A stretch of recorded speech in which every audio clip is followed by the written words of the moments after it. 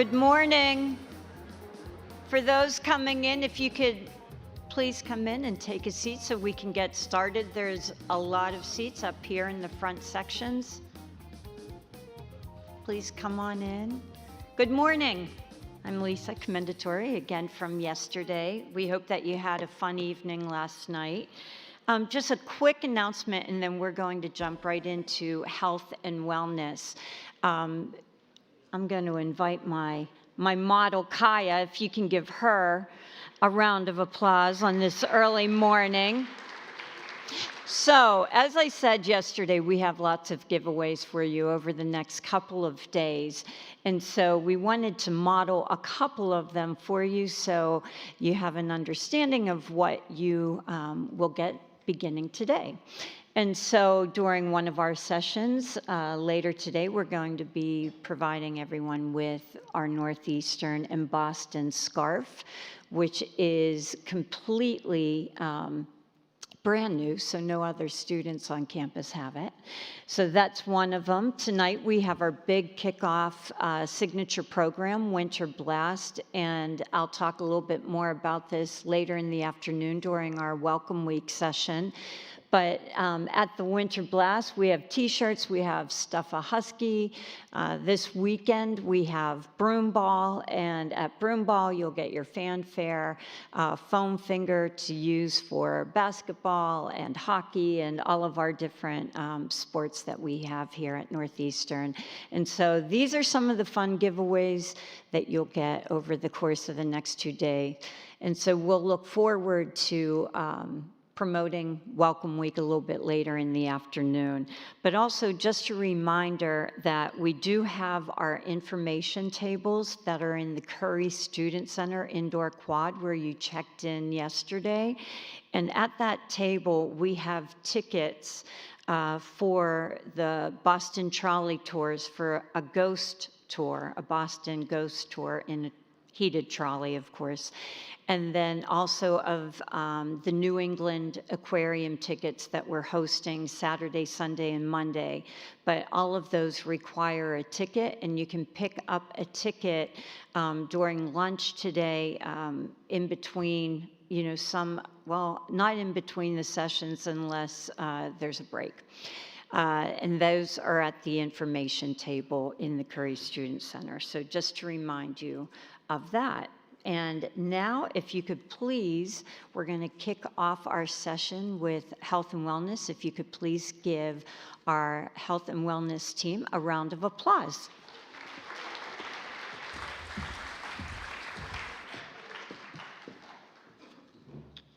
All right.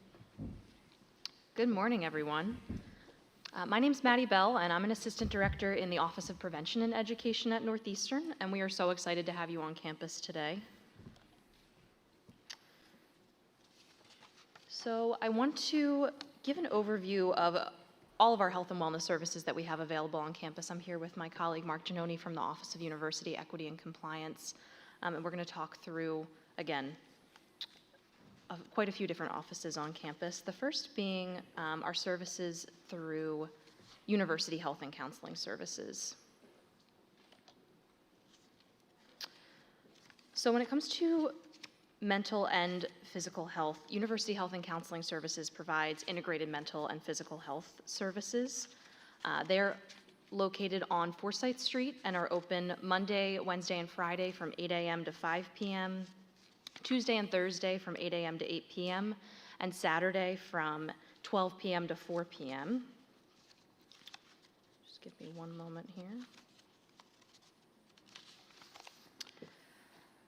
So we know that coming into college after what has been a really very challenging 2 years can be overwhelming and difficult in many different ways, but during this transition, my colleagues at UHCS want you to have the supports that you need and a variety of resources available to you. So UHCS does provide urgent and routine assessments, and clinicians are all board certified and licensed practitioners. UHCS does offer same-day appointments. When same-day appointments are not feasible, when services are at peak capacity, UHCS will work with you to come up with an alternate plan for care, whether that's urgent care, accessing 24/7 mental health services through Find at Northeastern, or scheduling an appointment for the following day.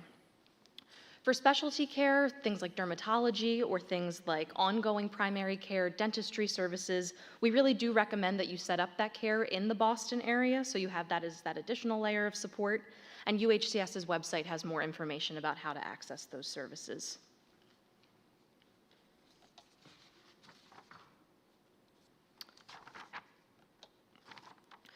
UHCS does offer a number of support groups and workshops throughout the semester.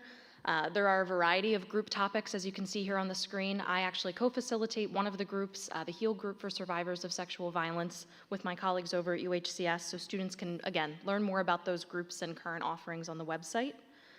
We have other services. There is a health and wellness fair coming up on Thursday the 20th in the Curry Student Indoor Quad.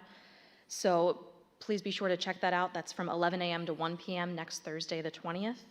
And again, we always encourage folks to be looking at the website, looking at UHCS's social media to get more information on those services. We know that for a variety of reasons, it can be challenging, daunting, or intimidating to reach out for help when it comes to mental health care in particular. But at Northeastern, we want students to know that it's okay, normal, and encouraged to seek help when you need it. So as you can see here, a 2019 survey of college students found that 77% of students said that they would consider seeking access to mental health support, and another 44% had already accessed that support at some point in their life. This is to say that if you are looking for that additional layer of support, you certainly aren't alone. As you navigate the challenges that come with college in general, but especially going through college during a global pandemic, we encourage you to lean on the many supports that the university provides. To that end, I do want to highlight that all full-time degree-seeking students have access to our 24/7 mental health support through the Find at Northeastern program. Students can access Find anytime, anywhere in the world. By calling Find, you will be immediately connected to a licensed mental health clinician who can provide support in the moment, and then from there assist you in getting connected with ongoing care to supports in the community. Through Find, students have unlimited access to free counseling sessions with clinicians who are generalists, with no need to use insurance or pay a copay. If students are looking for more specialized mental health care, whether that's things like psychiatry care, a neuropsych exam, someone who provides care in a particular area, assistance can also be provided through Find to get referrals to that type of resource, and that would be covered by insurance. Another great thing through Find is that all students have access to the Headspace app, which is a leading mindfulness app.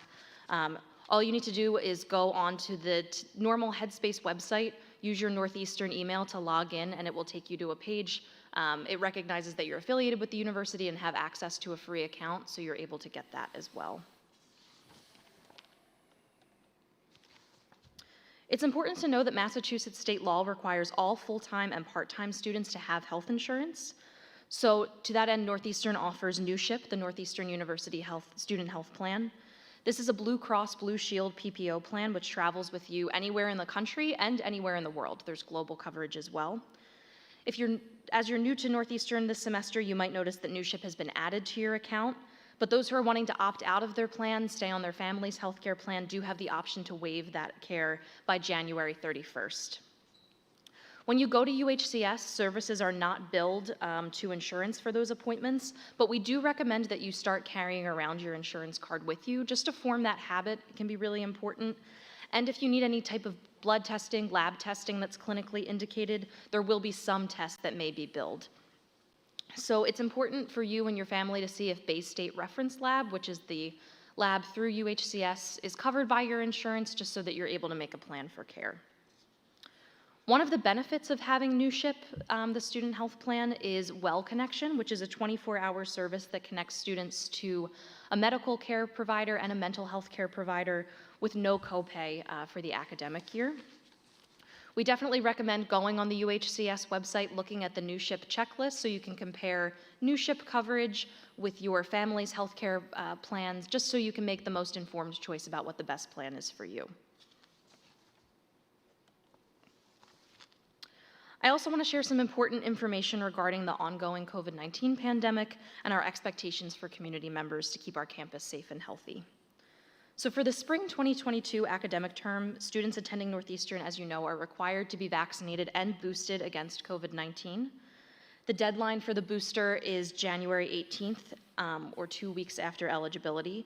So you should complete the vaccine verification form to submit proof of immunization. And as you know already, students are expected to be tested on the day of arrival, as you already have been. Weekly testing is required for all campus community members. So information about testing prep, what you need to do in advance, scheduling an appointment can all be found on the university's dedicated COVID-19 website, as you can see here on the screen. As we're going through any of these slides, feel free to take a screenshot, but particularly of this so you know where to go for the most up-to-date information when it comes to COVID at the university. It is expected that everyone is filling out the daily wellness check through the wellness app on that daily basis. So this is the icon for the app that's featured on the screen. It can be downloaded both for iOS and Android. And COVID-19 testing can be scheduled directly through that app as well, so it's very convenient. If you do endorse any COVID-19 symptoms through the daily wellness check, you'll receive instructions to contact the COVID-19 telehealth provider that we partner with through the university, and a clinician will advise you on next steps. And again, for that most important up-to-date information on protocols, please feel free to go to the website. That site offers frequently asked questions, a link to that vaccine verification form if you haven't submitted that information already, information on testing, and so much more. So again, I really encourage you to check that out on a routine basis. UHCS is located on Forsyth Street, just around the corner. If you're between Ruggles and Tate, you'll pass it on the right-hand side. I definitely encourage you to go to the UHCS website, as I've been saying, or if you have questions, give them a call, send an email. We want you to have those questions answered and get connected as you need. I want to talk a little bit more about my own office, which is the Office of Prevention and Education at Northeastern. We provide education services related to alcohol, other drugs, including cannabis, sexual violence, bystander intervention, sexual health, consent, and relationships. So I'm going to spend the next couple of minutes highlighting some of our services and programs. And I want to start with talking about our services related to alcohol and other drugs. So when you hear that, oh, we're going to be talking about alcohol and other drugs today, things that might be coming to mind would be Just Say No programs, the DARE program, but at Open we're a little bit different. We're not a Just Say No program, but we're also not a Just Say Yes program. We do acknowledge legality. It is illegal to drink if you're under the age of 21 in the United States. But while we're not giving students permission to drink or use drugs, we're also not going to tell you what you should or shouldn't be doing. There can be this perception in college that everyone is drinking or drinking all of the time.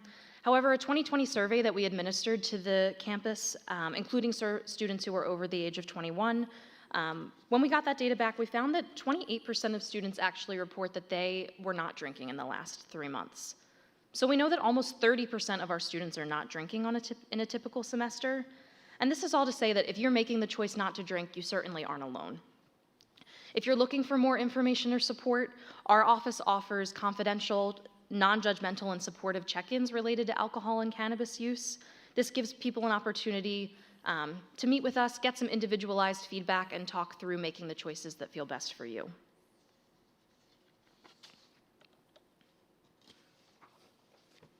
When it does come to alcohol and other drugs, certainly the safest option is to choose not to use alcohol or other drugs. It's the best way to reduce the risks associated with this.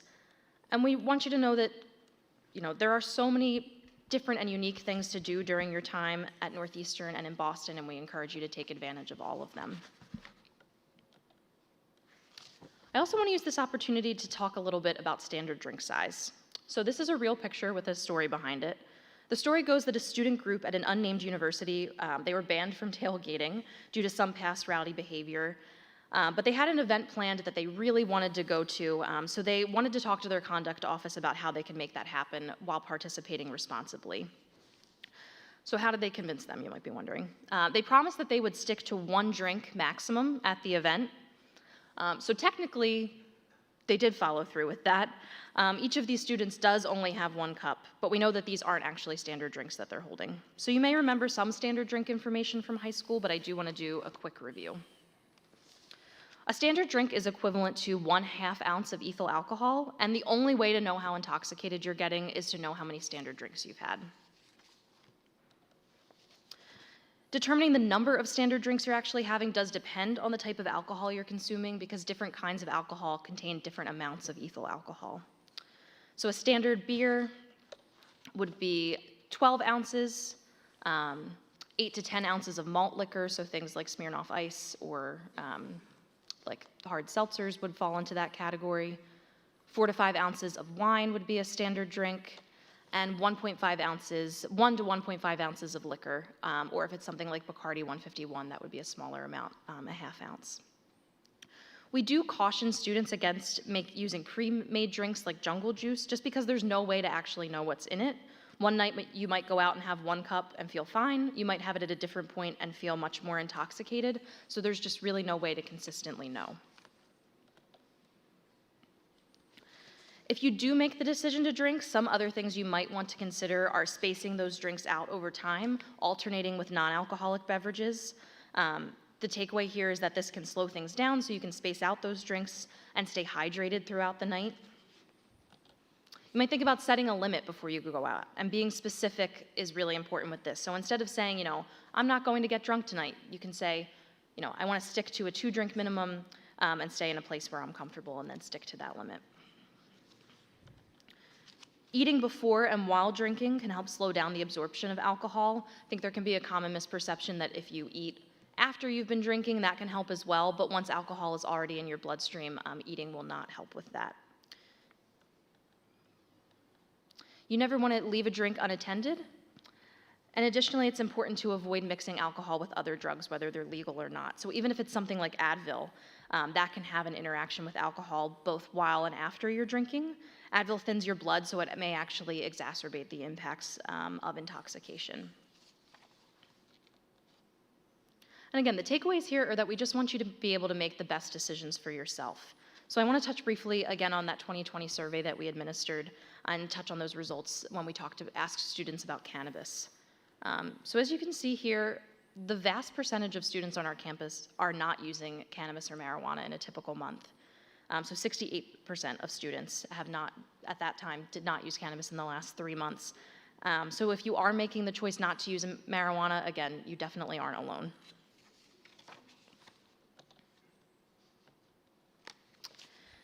If you are making the decision to use marijuana, it's important to consider the ways that you're using it. So for example, when smoking marijuana, the effects begin almost immediately and can last anywhere from 1 to 3 hours, depending on the amount that's used. But if you're consuming marijuana via food or edibles, the effects do begin later and can last longer. So sometimes people end up consuming much more because the effects haven't kicked in after a while. They don't know how much is in it or how much THC specifically is in it, and they end up feeling a lot more of those effects than they actually wanted to. This can lead to greater hallucinogenic effects or even things like panic attacks. So the main point is just to be mindful about how much you're consuming and the different methods used, because your experience may be very different from someone else's. If you are concerned about a friend's safety or your safety due to marijuana consumption or other alcohol or drug consumption, please remember the medical amnesty policy. If there's anything you take away from some of what we're talking about today, I really hope you remember this. Again, if you want to take a picture on your phone of the slides. Sometimes students can share with us that it feels like there's this gray area when it comes to safety concerns. They don't know the point where it would be appropriate to reach out for help. Some ways to tell that someone has had too much to drink or might need medical attention is definitely if they're vomiting, if they can't answer basic questions like their name, the date, what res hall they live in, if they're going in and out of consciousness, if they can't stand or walk on their own. So those are all signs that someone would need medical attention, and it's really, really important that we take care of one another and get the care that people need. For these types of situations, the university does have a medical amnesty policy. So what that means is as long as you make a proactive attempt to get someone help and stay with them until help arrives, neither of you will get in trouble through the university.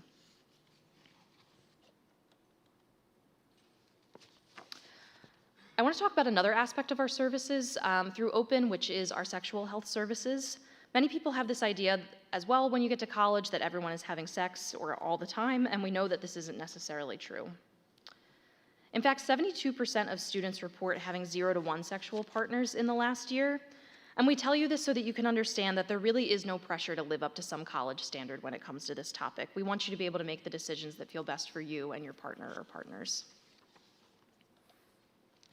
Part of what our office provides, if you're interested in getting more information on sex, STIs, or sexual health, you can find a lot of information on our website. We also have a safer sex delivery program called Frisky Husky, which allows on-campus residents to discreetly order supplies to their on-campus mailbox. I hear the chattering. Please feel free to take a picture of this slide as well. The link here can take you to the online order form. All right, you can rein it in a little bit. Because I do want to talk about a really important topic as well, which is consent. So we know that, again, not necessarily everyone is having sex, but regardless, it's important for everyone on our campus to know about Northeastern's policies when it does come to consent. And we want you to know how we define consent in our community. So consent is a voluntary affirmative agreement to sexual activity that requires mutually understandable and communicated words and/or actions. I know that can sound a little bit jargony, but what I really want to call your attention to in this is that consent is an affirmative agreement.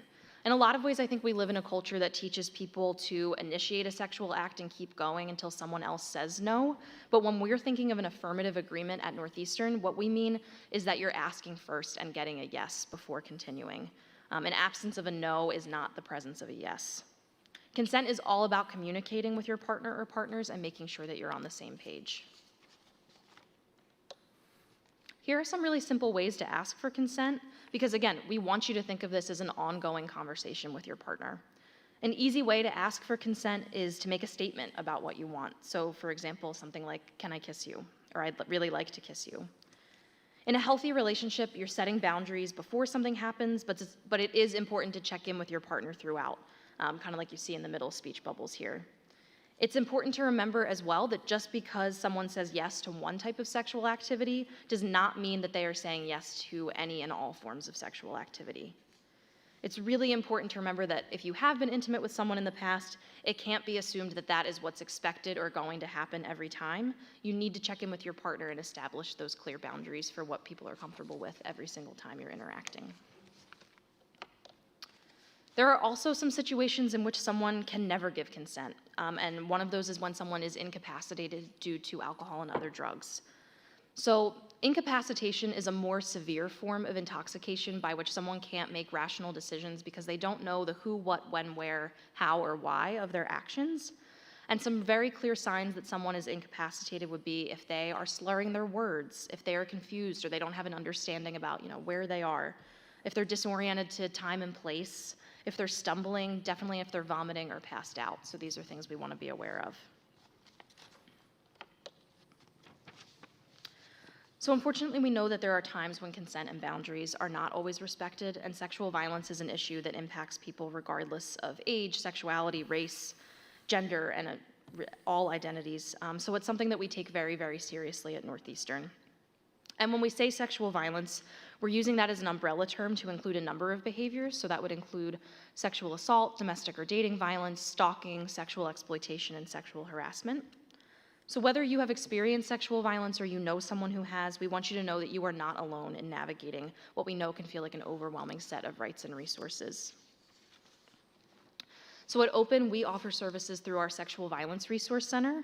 So we offer free, confidential, and trauma-informed support services to students who have experienced sexual violence, or if you have a friend who has experienced sexual violence and you're looking for ways to better support them. When we say confidential, I mean that when we receive a disclosure around sexual violence, my office is not obligated to share that information with Mark's office, so the Office for University Equity and Compliance. We're also not obligated to share that information with Northeastern University Police Department. And that's important so that students have that opportunity to come and talk with us in a confidential way to explore their rights and their options and then make the decisions that feel best for them. There are other confidential resources on campus. University Health and Counseling Services is confidential. The Center for Spirituality Dialogue and Service on campus is confidential, but particularly the spiritual advisors within CSDS. And through my office as well, there's a confidential resource advisor for students who have caused harm or who have been accused of causing sexual or identity-based harm.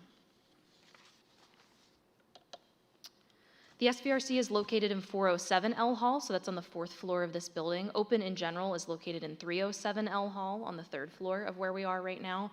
We always encourage folks to stop in to ask questions.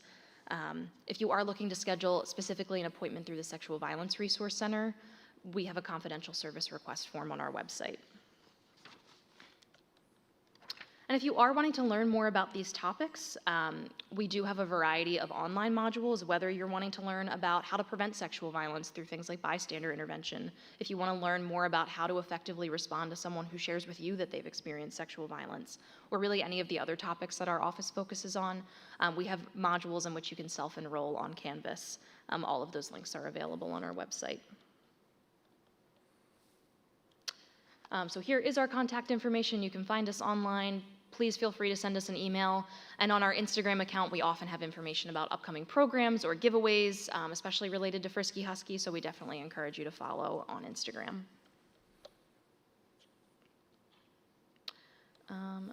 Mark, before I turn things over to you, I figured I could talk quickly about the DRC. So I do want to share some information on behalf of my colleagues over at the Disability Resource Center as well. Commonly known as the DRC. The longer you're here, the more you will get used to all of the acronyms that we have on campus. Took me a while as well. But the Disability Resource Center provides students with any documented learning disabilities, including, let's see if we got, if anyone has a documented learning disability, the DRC can assist you with all different kinds of accommodations. So whether that is academic accommodations, housing accommodations, the DRC's biggest role is to provide you support in those areas. Those accommodations are made based on documented disability, and the provision of those accommodations is individualized. One of the biggest differences between high school and college is that if you had accommodations in high school, the process does look a little bit different here. This is because of different laws that apply when you're in high school versus when you're in college. So in high school, the process of initiating services and getting evaluated starts through the school, and parents are usually the biggest advocates for students. Usually those accommodations are called an IEP or a 504 plan. But in college, it really is the student's responsibility to be their own advocate and initiate that process if you feel that you need accommodations. So in college, there's not an IEP or a 504 plan. We just very broadly refer to any of the plans that are set in place as accommodations. As an important note, the DRC does not provide tutoring or mental health counseling, but they absolutely can get you connected to those resources that exist on campus. The DRC is located in 20 Dodge Hall, so if you were to go out this building and make a right, they would be there, and they certainly do encourage you to look at their website, send them an email. They will be at the Choose 2 sessions later on this afternoon at 2:05 and 2:30, so please feel free to connect with them at that time as well. And finally, before I hand things over to Mark, I do want to share some information about We Care, which is another office on campus. So if you have broad concerns, if something is coming up in your personal life that is then impacting your academic life, we don't want you to feel alone in navigating that. We know that a lot of demanding situations might come up, and through We Care, we're able to offer support and get you connected to the resources as you need them.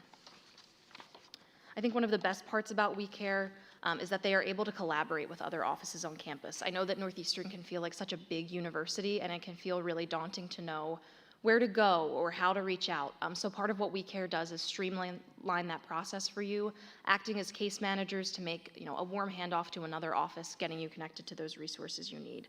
So no matter what's coming up, if it's a medical health issue, a mental health issue, there's things going on in your family, the folks at We Care are there to provide that additional layer of support. They are located in 354 Richards Hall, so if you go out this building, make a left, it's the building to the right of the Dunkin' Donuts in 354 Richards, and they will also be available later at those Choose 2 sessions, so I encourage you to connect with them at that time. So thank you so much for your attention there. I want to turn things over to Mark. I'll get your slides. All right. Thank you so much.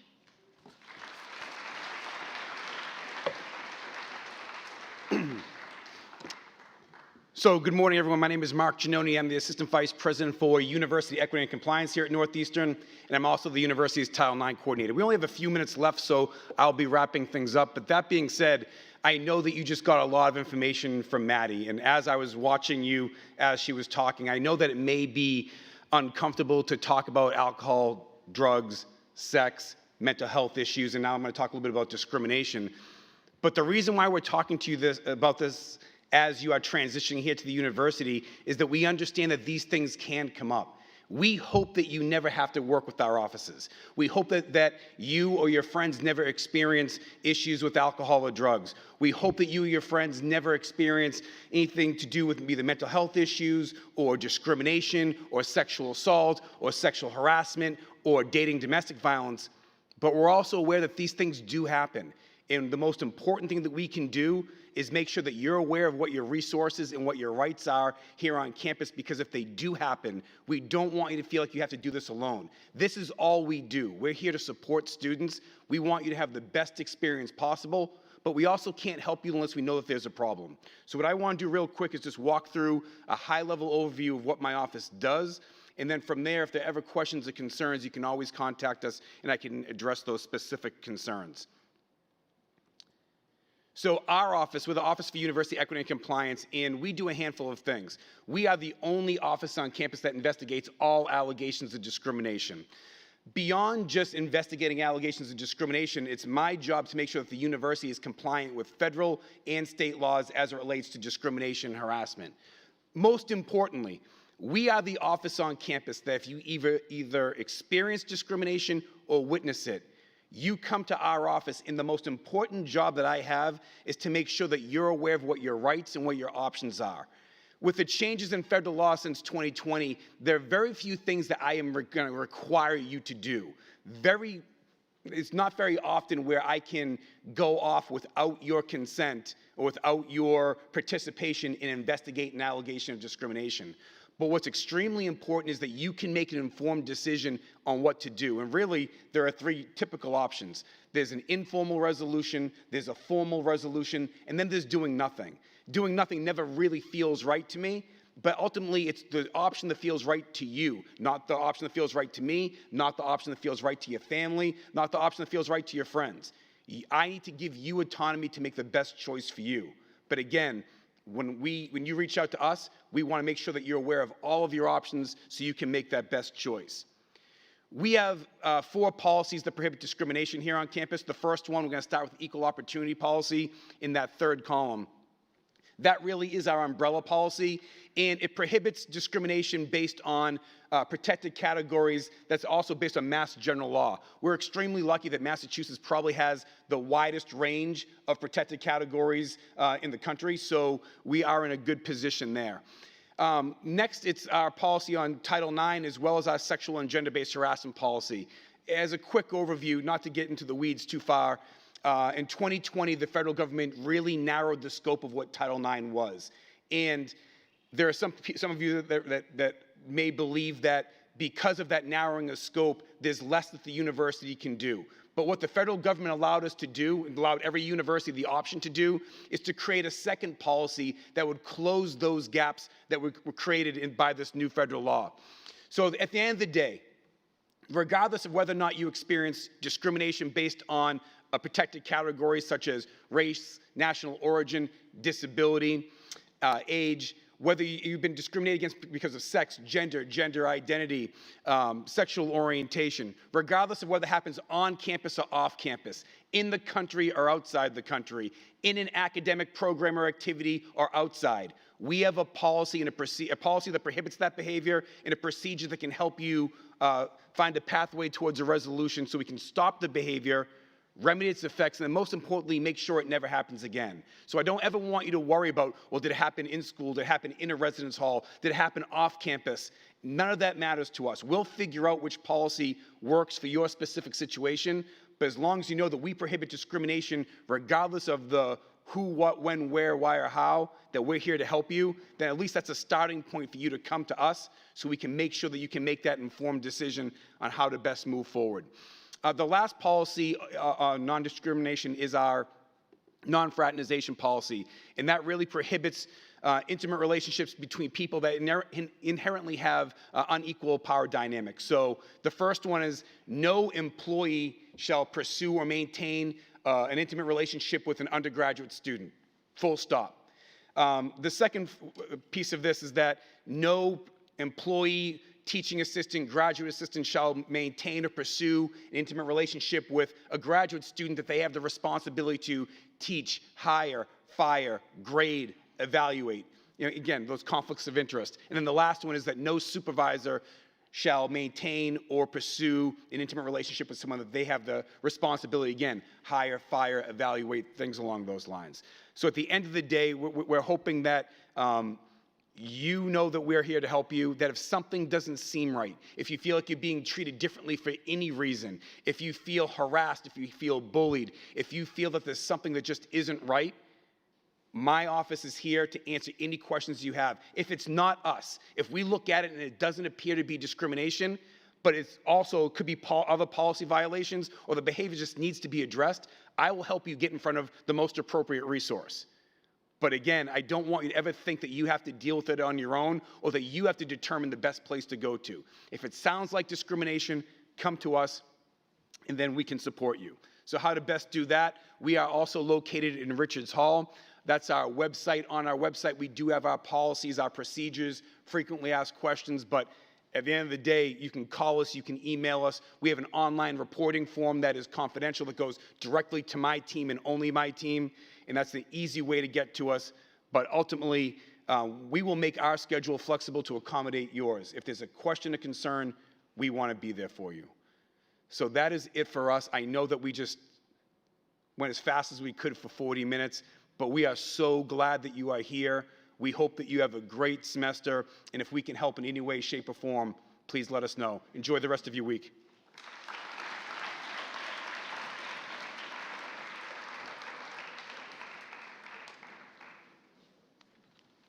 Things there, so it gets back to dining.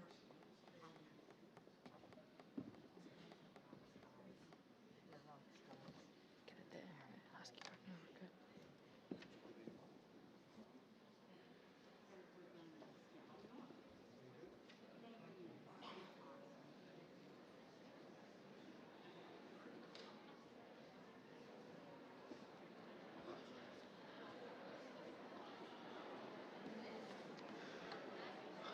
Good morning. My name's Mike Callahan. I'm the systems manager for Husky Card here on campus. How many people here have the Husky Card already? All right, almost, I would say close to 100%. If you do not have it, we are located in the lower level of Spear Hall today till 4:30. We will be in the Curry Student Center 9 to 4:30 tomorrow. Sunday, we'll be over at Spear Hall again, and then again, we'll start our regular schedule Monday through Friday, 8:30 to 4:30 in the lower level of Spear Hall. I'm going to give you one piece of information that seems to never get distributed among the students. If you lose your Husky ID, you can get it replaced 24 hours a day, every day of the year. Okay, what you would do is you come to us during the day, Monday through Friday, Spear Hall.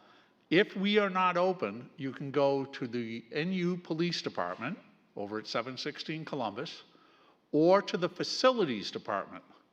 Both offices are open 24 hours a day, and as long as you have a picture on file, they will reprint your ID for you anytime you're there and we're not open.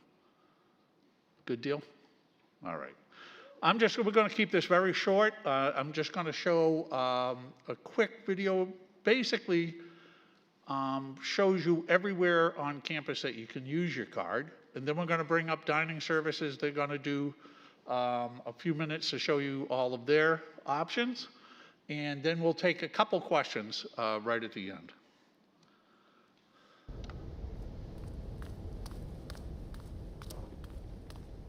Hello? Hello, is anyone here? Hello? Yes, ma'am. How can I help you? Hi, I'm here for my new Husky card. Am I in the right place? What's that you say? You want me to tell you absolutely everything there is to know about Husky cards? It would be my honor. Take my hand. Whoa! How'd you do that? I'll have you know, you can use your Husky card to access the Snell Library. Here, you can use your card to check out all kinds of books and media. Huh. Whoa! Now we're at Marino. This is the gym. Use your Husky card to access all sorts of athletic goodness. Speaking of Husky cards, I was wondering if you could help me get my card. Wait, are we in my residence hall? Indeed we are. How did you know where I live? You want to get into your residence hall? Now would be a perfect time to use your Husky card. Well, maybe if I had my card, I'd be able. Hey, this is my room. Indeed it is, and you'll need your Husky card to get into your room. Just swipe your card, enter your PIN, which should be the last 4 digits of your NUID, and then hit the pound sign. Great. Now, if only I had my Husky card. Dirty clothes? Not a problem. Using your Husky card, you can wash and dry your clothes 15 times every semester.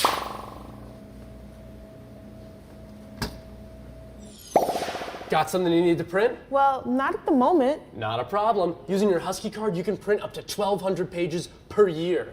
Oof. All this jumping around from place to place has gotten me hungry. Yeah? Not a problem. Using your Husky card, you can get snacks from any vending machine just like this one. Snack. I want a meal. Not a problem. Ah, smell that gourmet goodness? Cool. I think I'll get a sandwich while I'm here. Great idea. You can use your Husky card to pay for food via your meal plan. This would be a great place to get a sandwich or a salad or some soup or some sushi I or get it. some cereal I or get it. some ice cream or I cookies. get You can also use your Husky card to buy food at many off-campus vendors like U-Hop. Pizza. You won't believe this. You can also use your Husky card to gain free general admission to the MFA. Do they have an exhibit on Husky cards? I wish. Using your card, you can access your dining dollars and buy things at many different places like Wollaston's. I wonder if I could use my dining dollars to get a Husky card. Wait, you don't have a Husky card yet? Why didn't you say so? Okay, so here is your brand new Husky card. Wow. A few more quick points. If you ever have any additional questions about, say, your meal plan, just go online to the Husky Card website. So beautiful. Do you know what else is beautiful? The Husky Card app for your smartphone. A lot of the things I just told you can also be done using the app. That sounds quite appetizing.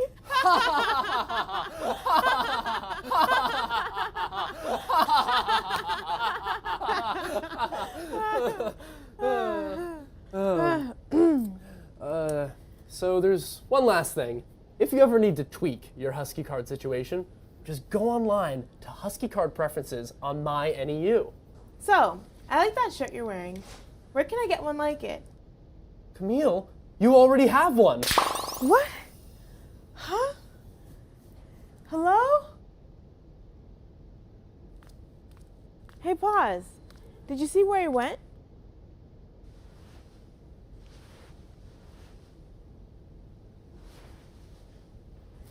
I didn't even get to say thank you. Oh well.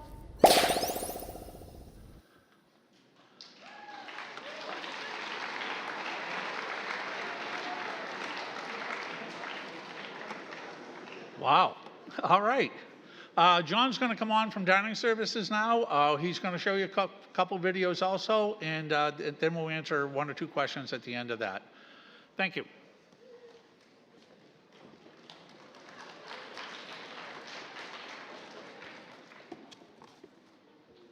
Good morning, everybody.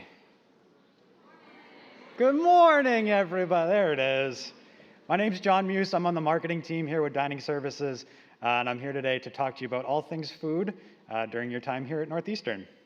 So before we start, since most of you are already on your phones, if you take your phone out and follow @NU Dining on social media, one of you in here will win a Northeastern Dining sweatshirt. So follow us online. We'll be picking the winner later on today before dinner. So follow us at NU Dining, and you can win a sweatshirt. So let's get started. So most of you have been put onto the 17 meal plan when you started. That may have changed depending on what residence hall you were placed into. But that 17 meal plan includes meals per week that you can use in the dining hall. So those meal swipes are good in all of our all you care to eat dining facilities like Stetson East, Levine Marketplace, or International Village. In addition to those meal swipes per week, you also get dining dollars, which are per semester. You can see the amounts per your meal plan on the screen there. Those can be used at all on-campus dining locations, as well as a list of off-campus vendors as well. That list is available on the Husky Card website. Some locations come on and off during the semester, so just keep an eye on that to see what locations around campus accept the dining dollars. Your meal plans also include guest swipes. You get 10 of those per semester, and those can be used to bring in family, friends, anyone else that you want to bring into the dining halls with you. In addition, you can also use those meals on yourself. So those meal swipes get reset every Sunday morning. So the meals run from Sunday morning breakfast through Saturday evening dinner. The meals do not roll over from week to week. So say you're on the 17 meal plan, Sunday morning you'll get 17 meals. Next Sunday, 7 days later, you get 17 meals. But say it's Saturday night, you've already used your meals for the week, and you want to get into International Village for dinner. You can use one of those guest swipes on yourself to get into dinner at that time to use those meals as well. Another part of the dining program is the meal exchange program. So these meals you can use in our retail dining locations. It's part of the meals you get per week, but you can convert them into these meal exchanges. So up on the screen, you can see how many meals each meal plan gets per week. Each location, each of those retail dining locations at the bottom there has a set menu that are available for the meal exchange program. So just let the cashier know that you want to order with a meal exchange and from that menu, and then you'll be all set with those. In addition, we've also added a new dinner meal exchange option. So you get 2 extra meal exchanges per week if you have the unlimited plan, and 1 extra if you're on the 17 and the 12 plan. So those are included as part of that meal exchange total. They're not additional meals per week. So it's, if you're on the 17 meal plan, you get the 17 meals, but you can use 3 a week as a meal exchange, and then 1 extra one as a meal exchange as well. Also with those meal exchanges, you can use our food lockers. So the food lockers are located all across campus. There's 7 convenient pickup locations up on the screen there. You place your order through the Boost mobile ordering app. Pick a time slot, pick a location. 30, 45 minutes later, the food is delivered to the food lockers. You go and pick it up. You get a QR code on your phone, or you can use the pin pad to type in the number that comes to you as well. You open the doors, you pick up your food, and you enjoy your meal. So those are available through the Boost mobile ordering app. And I have a couple quick short videos to explain what Boost is and how to sign up.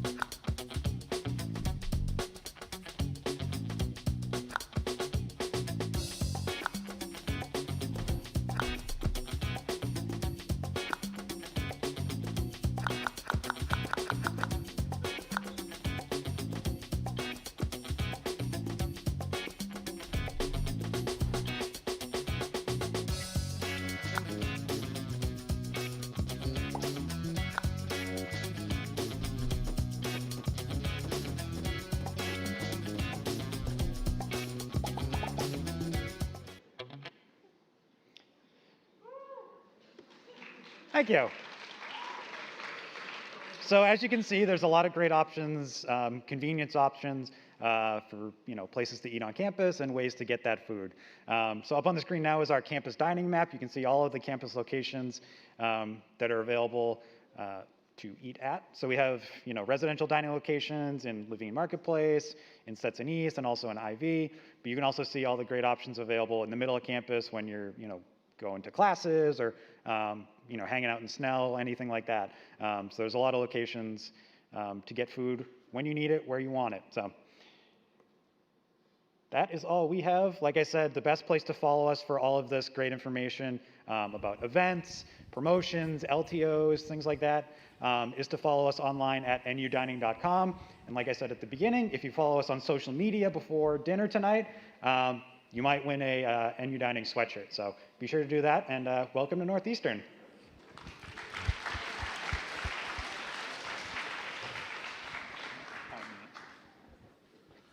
Does anyone have any questions about the dining program?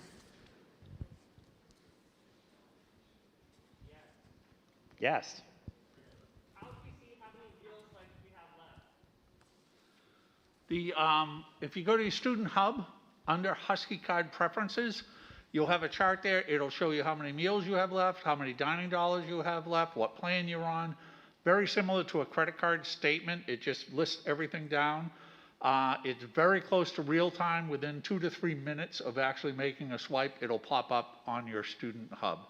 And that gives you all your balances. Any other questions? Raise your hand. No. Wow. You must have done a good job. All right, thank you. Thank you. Welcome to Northeastern.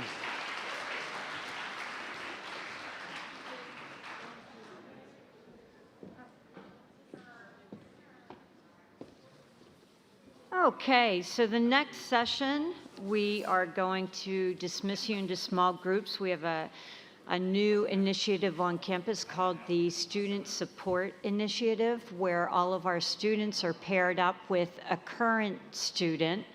And it's a great resource for you throughout your time here. If you have any questions or you're having issues getting a meeting with someone, this student will help you accomplish what you need to accomplish. And so you are going to be meeting with professional staff members in different locations, and then following that session is lunch. And then when you come back, we'll have student involvement, how to get involved on campus. So everyone in Group A, we have Susie. Susie's going to exit the side door. Group A, everyone in Group A, you're exiting through the side door. This is Group A, you're exiting through the side door.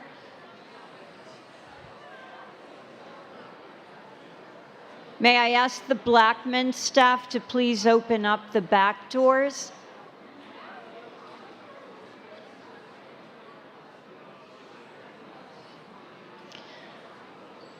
That's Group A is exiting through the side door. Group B will be exiting through the back doors. Group B, Katie will take you to your location. That's Group B is exiting through the back doors. Katie.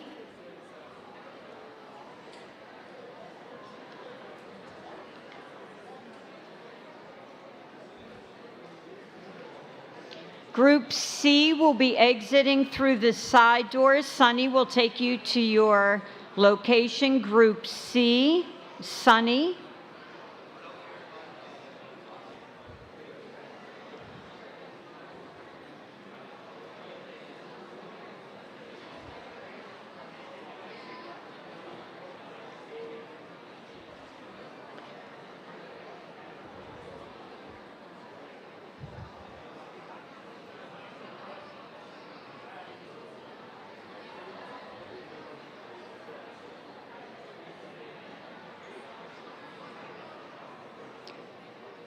Group D will be exiting through the back door, Madison. Group D, Madison will take you to your session, Group D.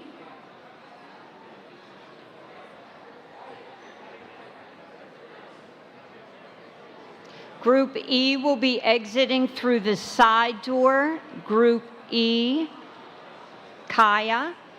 Group E, Kaya, is exiting through the side door.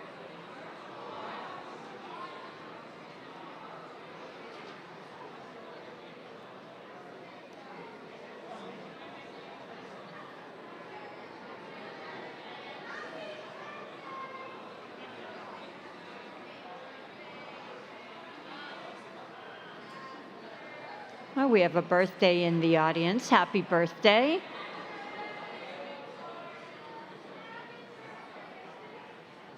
Group F will be exiting through the back door. Lath will take you to your session. Group F is exiting through the back door. Group F is through the back door.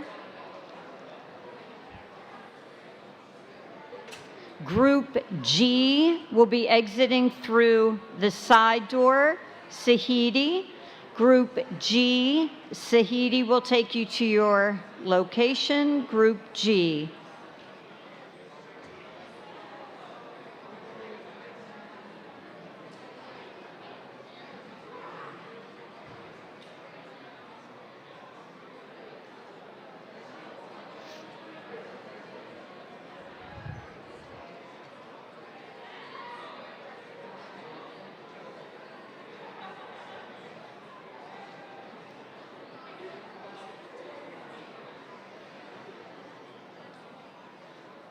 Okay, Group H will be exiting through the back door. Aishin will take you to your location. That's Group H, exiting through the back door. Aishin.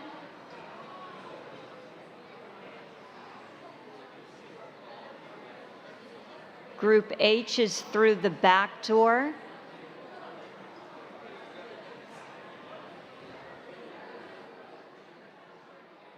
Okay, Group I will be exiting through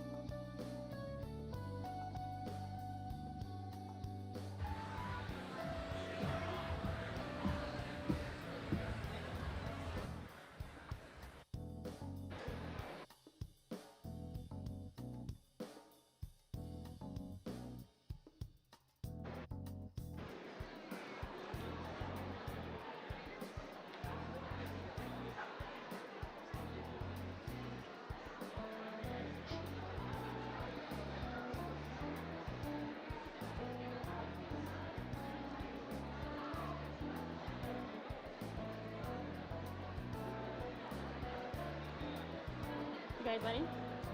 Okay.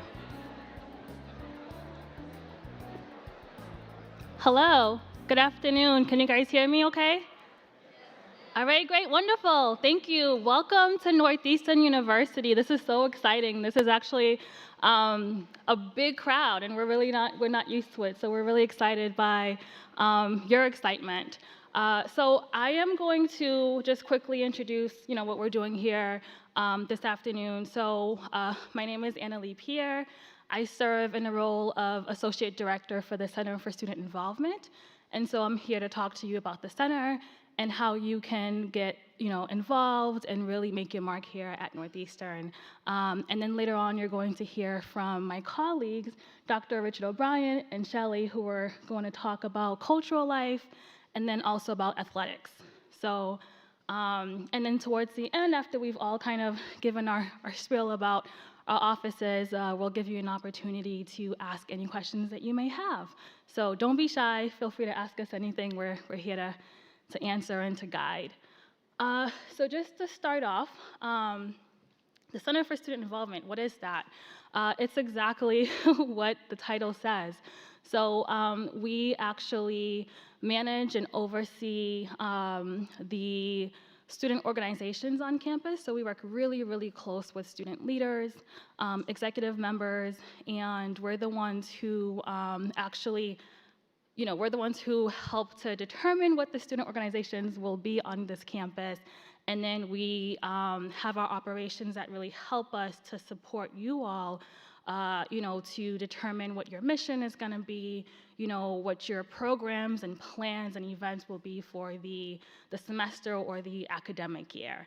And so through that, CSI is made up of 4 components. So we have the umbrella of program operations, which is what I oversee, and we really manage and help with like ticketing and scheduling requests for your group, so that way you have a space to meet and talk about what you're going to do for your organizations. But also, we're the ones that really help you to secure spaces for your large or very small events.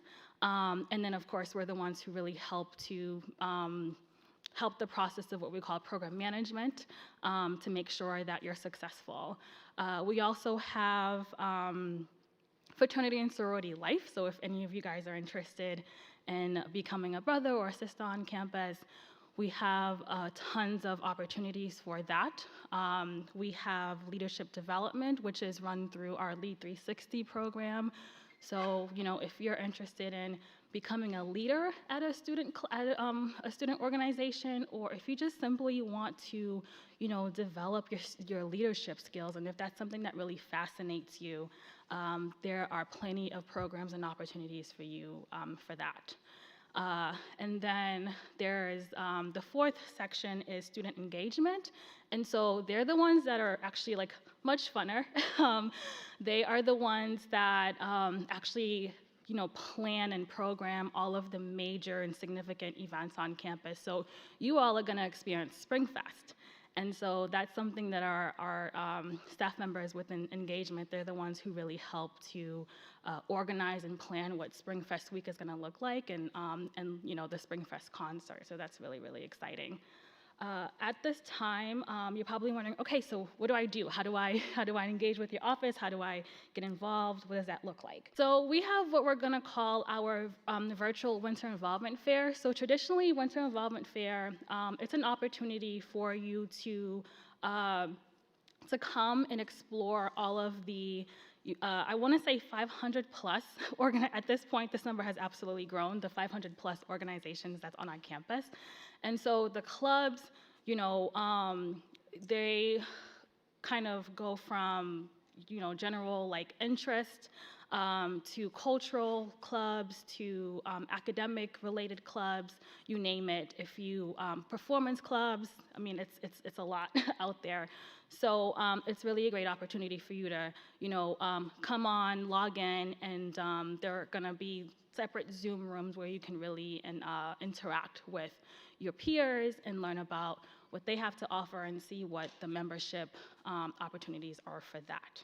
So I'm gonna stop here, and I'm going to now introduce my colleague, Dr. Richard O'Brien, who's gonna talk to you about cultural life on campus. Thank you.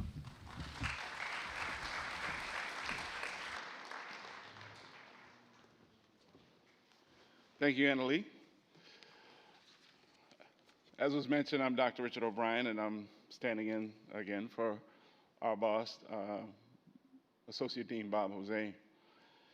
So cultural and spiritual life here on campus, you know, we have a vision to create an inclusive environment that supports and engages all learners as they pursue academic success, authentic relationships, and a robust understanding of intercultural and interpersonal competencies.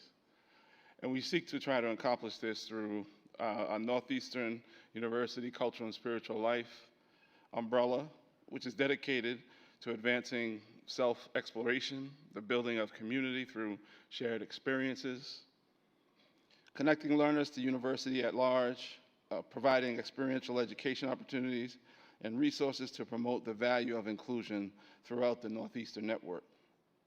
Moreover, we look to equip learners to become leaders who forge a more just and equitable world. Clicker. Okay, good. So the work that we do is to provide support and meaningful engagement, community building, identity development, intercultural education, and the promotion of inclusion. Some of the notable experiences pass to self-development, understanding the intersectional, intercultural, and interfaith identities. Skill building to aid leaders in creating equitable and socially just outcomes and spaces for all individuals.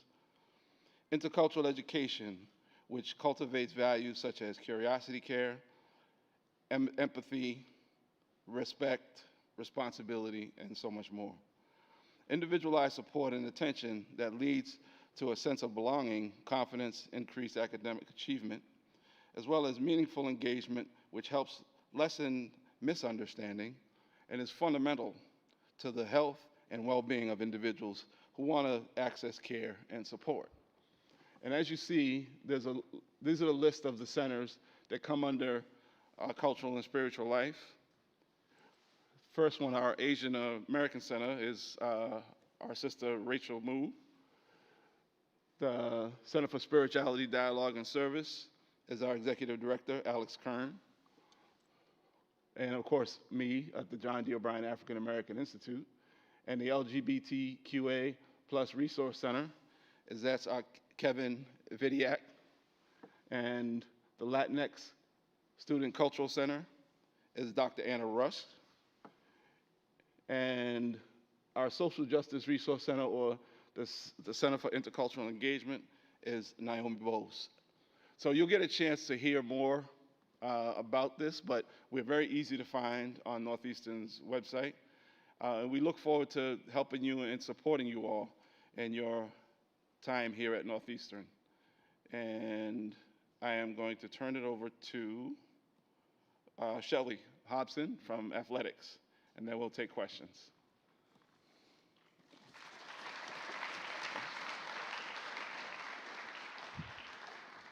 Thank you. So I am from athletics. My name is Shelley Hobson. I'm the Assistant Director of Marketing and Promotions. So Northeastern Athletics is made up of 17 varsity sports, and they play in all 3 seasons, fall, winter, and spring. Basically, as it says here, our mission at Northeastern Athletics is to provide a distinctive student experience and competitive excellence, which unleashes and energizes networks of engagement and pride. So our biggest thing is trying to get the student body to kind of engage with our teams and the games and the events that we host, because we're just trying to provide an energetic and fun environment for all of you. So where our teams play, Matthews Arena, which is kind of that way on campus, is where our men's and women's hockey teams play and our men's basketball team play. The Cabot Center, which is over here, is the women's basketball, volleyball, and swim and dive home locations. So in Cabot, we have Solomon Court, and that's where basketball and volleyball play. And then there's also Barletta and Auditorium, and that's where we have our swim and dive meets. Parsons Field, which is in Brookline, is where men's and women's soccer plays and where baseball plays. That is not on campus, but the best way to get there, you can either take the T. Some people actually like to walk when it's nice out. For certain games, we provide student shuttles, which we will mention on social media. We have a rewards app, so we'll put a push notification out for that. So whenever there's student shuttles to off-campus locations for home games, we'll make sure that everyone knows, so that way you guys can take advantage of that. And then our furthest location is Dedham Field, which is where our track and cross-country teams play and where field hockey plays. That one's about 30 minutes away, so we do tend to have a little bit of a struggle getting students out there just because we know that it's very far away. But again, we have student shuttles, and we will let you all know when those are available. So we have a nice variety of locations. They're a lot of fun. They're great locations. Matthews Arena is a lot of fun when it fills up and we have really busy hockey games, so I would definitely recommend trying to get to as many of these games as you can.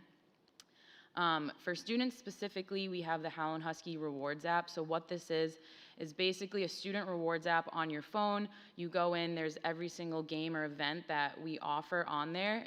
You check in. You have to be within the constraints of the time and location of the game in order to check in, but then you'll earn a certain amount of points, and as you build up these points throughout the semester, you can go and redeem them for certain prizes. So some of the prizes might be smaller, like athletic swag bags or jerseys, but then we usually do one big top prize each semester. So last semester we gave away Apple AirPods, and we did that through a random raffle. So you would use your points, you would purchase a raffle entry as many times as you wanted. We picked that random winner, and then they got to win AirPods. So we will also have another one announced for this upcoming semester, and it'll be another big prize kind of like that. So we really just try to have this app to kind of engage with students. We're able to send out push notifications and send you guys exclusive information, game day updates, and other just important information through athletics. So if you don't have this app and you are interested in engaging with us, I would recommend downloading it. When you make your profile, put your full name in there, because that's kind of easier for us to get prizes and whatnot to you. These are various ways that you can get involved with athletics. We actually do have 2 ways to work directly with us, which is either as a marketing and promotions intern or to join our mascot team. Both of these positions are all involved on game days. It's a lot of fun because you kind of help us set up, you learn the inner workings of athletic events and games, and we have a great team so far, and everybody loves the job. We all have a lot of fun. So if either of those 2 positions sounds interesting to you, you can reach out to David Adams, who's our graduate assistant, and his email's up there. Just shoot him an email, tell him your name, tell him what position you're interested in, and we would love to speak to you about having you join our team. And then if working isn't what you want to do, we also have 2 student-led organizations, the Doghouse and End Zone. These are not officially affiliated with athletics, we just work with them. The Doghouse is for hockey and End Zone is for basketball, and basically it's just the student sections for both of those sports. If you would like to contact us, this is our contact information here, but that's pretty much the rundown of athletics. So if you guys have any questions for any of us, we'll be sitting up here to take those. Thank you.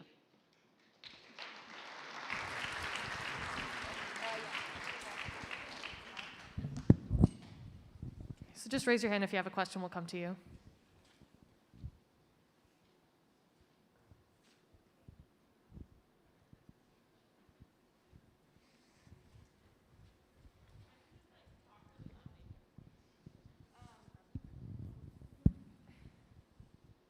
I was wondering about the activities fair. Is that like the virtual one? Is that like a Zoom meeting or is it just like a website? Like how is that going to look as like a user interface?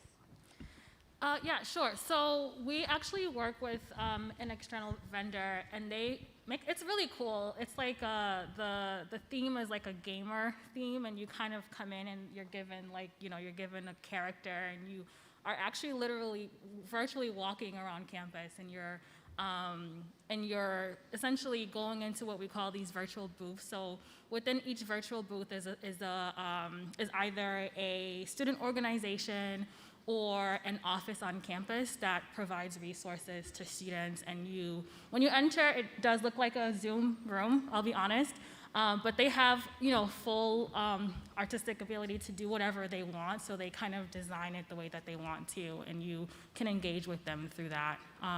You should have all received an email from the university with a link for you to access it. So just make sure that you all do that. I didn't mention this, but we will host a CSI info desk, which will be at the Curry Crossroads, which is at the Curry Student Center. And so it's literally right next to the info desk when you walk in, so you can come in and talk to us too if you just want to see someone in real life. So just come by. We're going to be there from 11 a.m. to 4 p.m.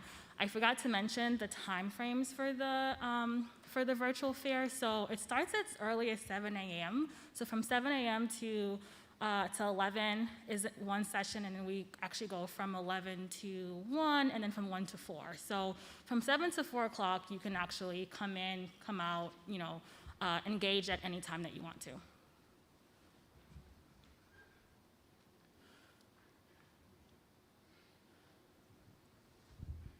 Could you elaborate more on club sports? Yeah, so club sports kind of works with athletics, so I don't know too much about them, but basically if you're interested in club sports, you can reach out. If you go on to their website, they have all their contact information there. So you can either look through whatever sport you might be interested in. Each sport has their own page and contact information, or if you're really not sure and you just want to get more information, they have a general contact information on there as well, so you can reach out to them. But basically, anyone can join club sports. You can have a team already made, or you can kind of join individually, but they offer a lot of different options. So if that's something that you're thinking of wanting to join, I would definitely check out their website.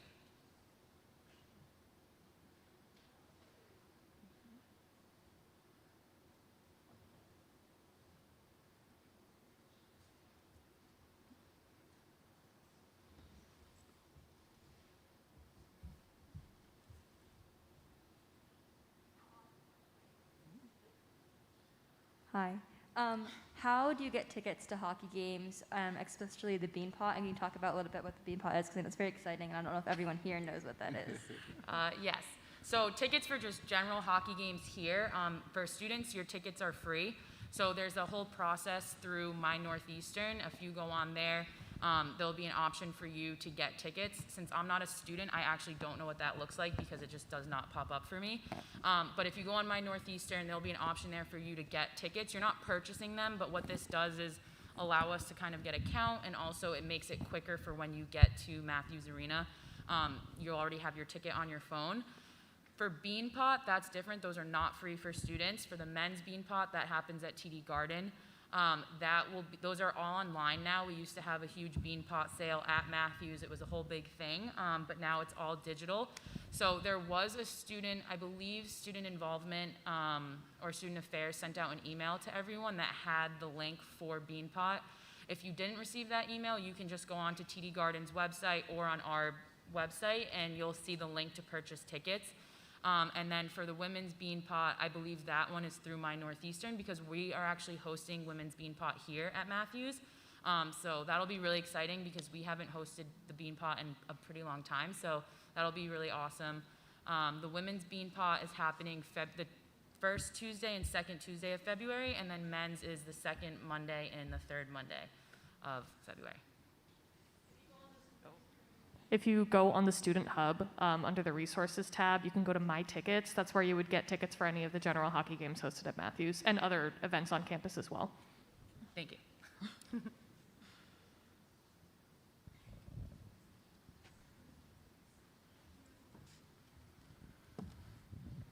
It's a quiet group. So I'm just going to plug a couple of things before we move on to our next session. But for the cultural centers coming up shortly, we'll be doing Choose 2 sessions.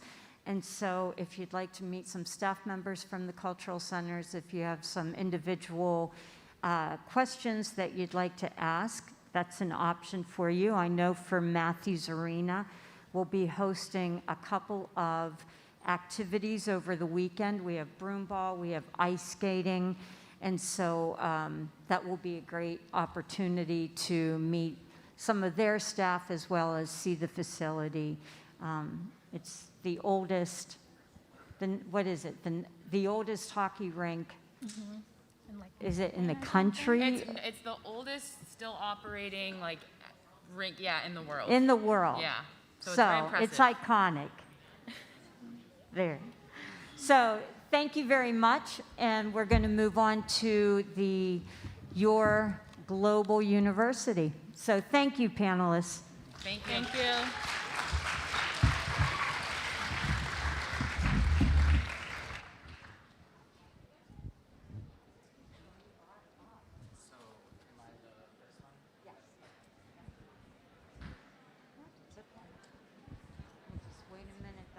Session up. Thank you so much.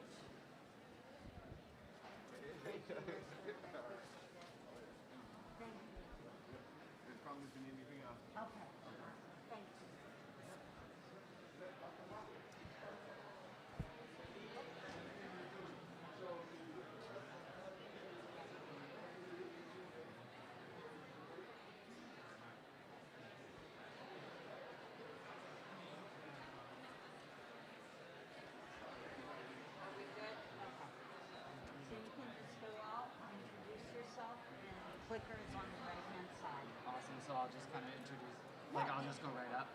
Yeah, you can go up, introduce yourself, and you're excited to present today on global experience, and then following your session, you say, give a warm welcome to alumni relations, and then C will come up and introduce himself. Okay, awesome. So we're not both like sitting up there, or I'll just move there afterwards? You can move there afterwards. Sorry. I haven't presented in front. Don't be nervous. You'll be fine. The last time I presented was for teaching virtually. Oh, yeah. No, don't worry. It's a good for the students. Okay? All right. Thank you.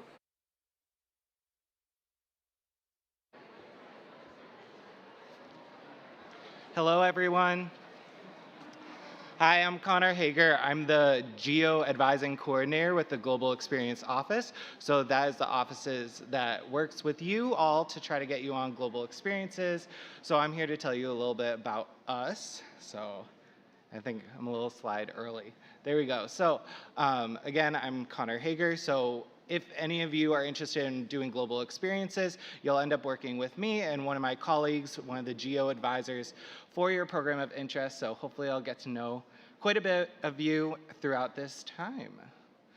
Awesome. So before we get started, the Global Experience Office provides Northeastern learners with transformative global experiences that allow them to develop a global mindset and a commitment to ethical global impact.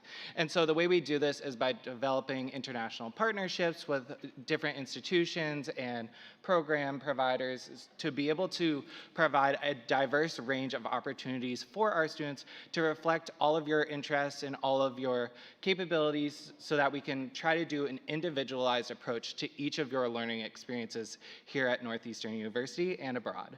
So now, just to kind of gauge the room, how many of you are currently interested or kind of thinking about studying abroad or participating in a global experience at Northeastern?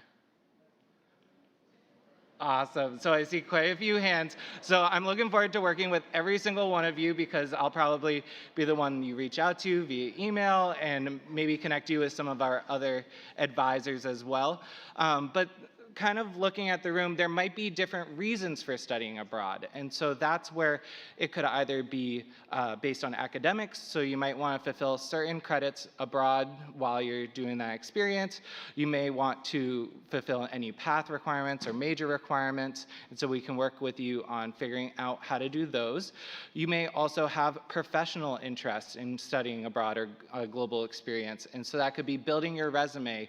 We have many programs that also offer kind of internships while you're abroad with that institution and might be able to build your resume, do some networking. So that's always a great way for a global experience as well. And then ultimately, you might have personal reasons, and that could be wanting to learn or improve one of your language skills. You might want to learn a little bit more about particular culture or kind of go back to your roots. And so we see a large range of interests and kind of motivations behind global experiences here at Northeastern. And so we strive to try to find something that best fits your interest. And the way to do that, some of you might be thinking, oh, I don't know if I have enough time. I don't know if you'll give me enough time to go abroad. And so that's where we have a wide range of programs and durations. And so as you can see on this slide, we do have some programs that are 1 week. This is known as embedded programs. And so these are a part of your Northeastern classes that you take on campus. And you might just go abroad during the spring break, and that's a part of your class curriculum. And then we can go all the way up to 12 months. We have some year-long programs for first-year students as well as some others along the way.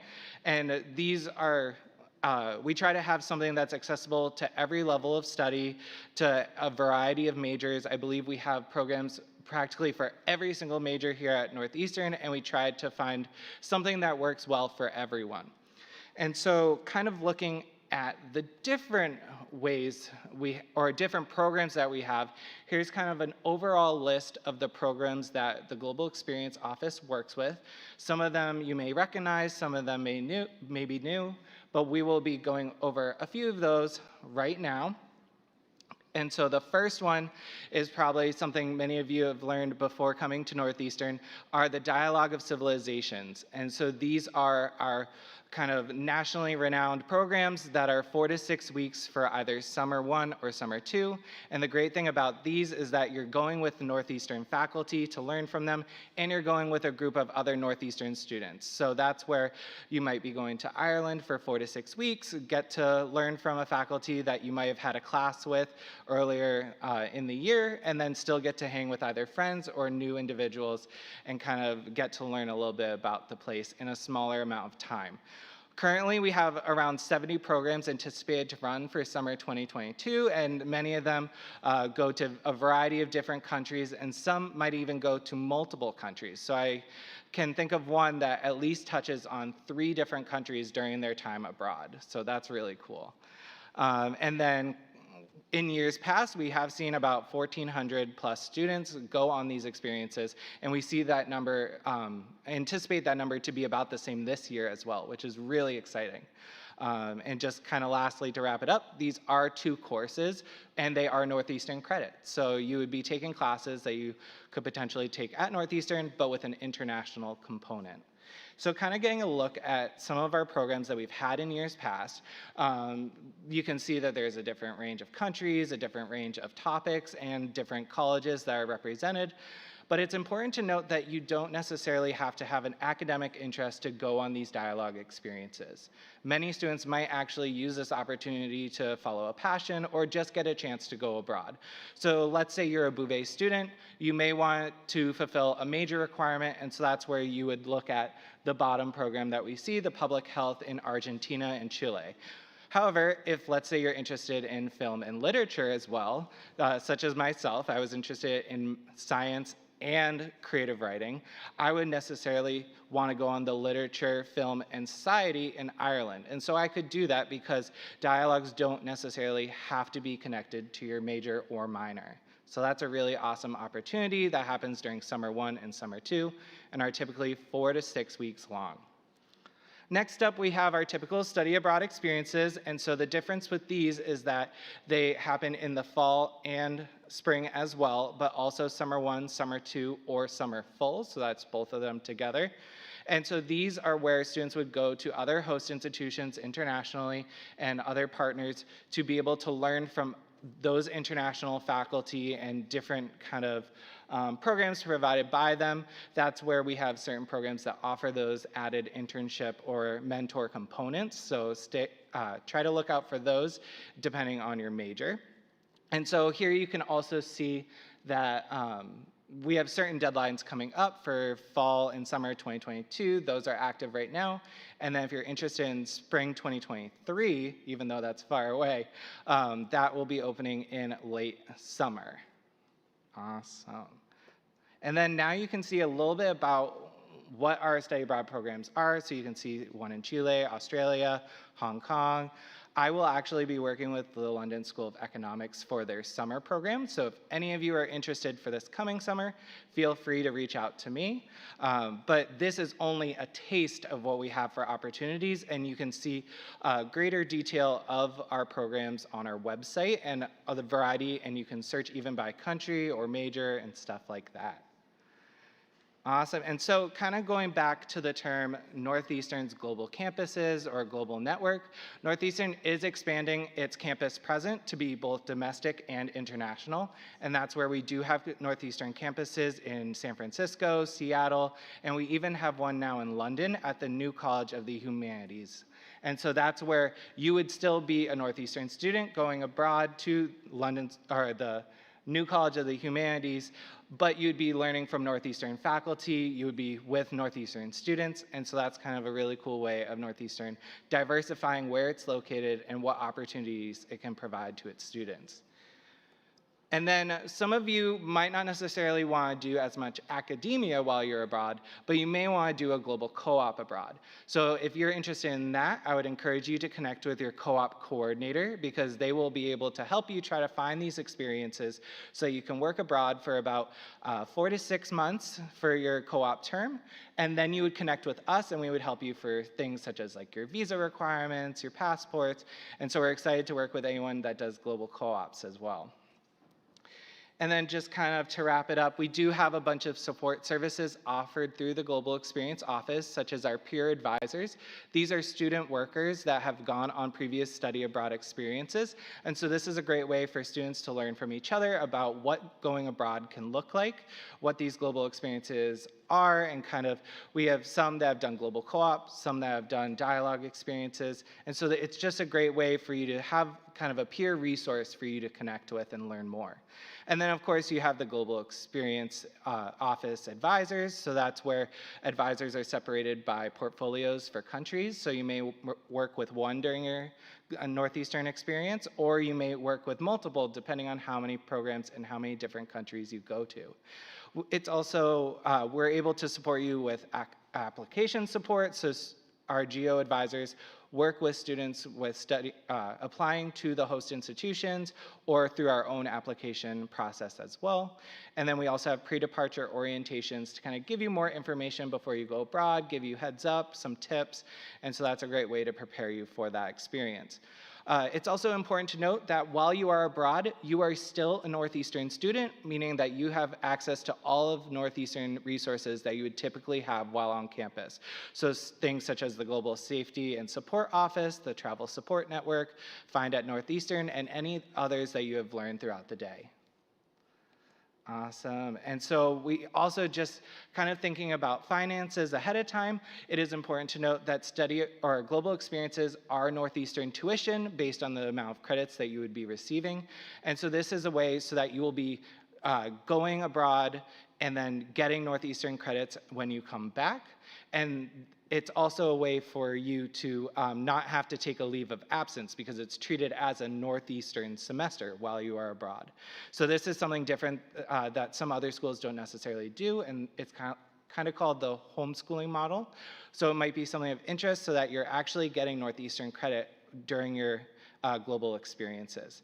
And I would also encourage students to connect with their financial aid advisor to kind of see how their financial aid would be attributed to global experiences, because we've seen that happen many times and it's just on a case-by-case basis. And then we also have scholarships such as our global experience grants that happen for a majority of our program. And then we also have the fellowships, the global experience fellowships, which I really love because you get to take photos, submit them to our website, post blogs, or do video content for us while you're abroad for your experience. So that's kind of a way to earn a scholarship, but also get to maybe build up your creative portfolio if that's of interest.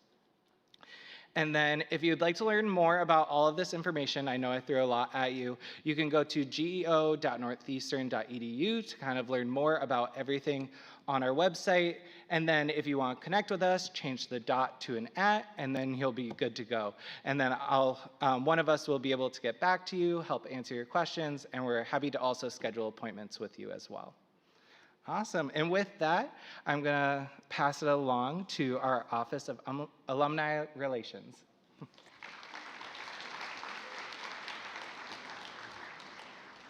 Thank you, Connor. First, I want to say welcome to everyone. I know everyone's questioning why do we have GEO and Alumni Relations together. Like, that's probably not the wisest thing, but it's very strategic because that's how our global network represents what my office does all the time, our alumni. And so first I just want to say welcome to Northeastern and to where are the folks who are in London? Some of you I recognize from Convocation, Thanksgiving at the National Portrait Gallery, so welcome to Boston. It's much different than Trafalgar Square, but you'll have a good time here in Boston.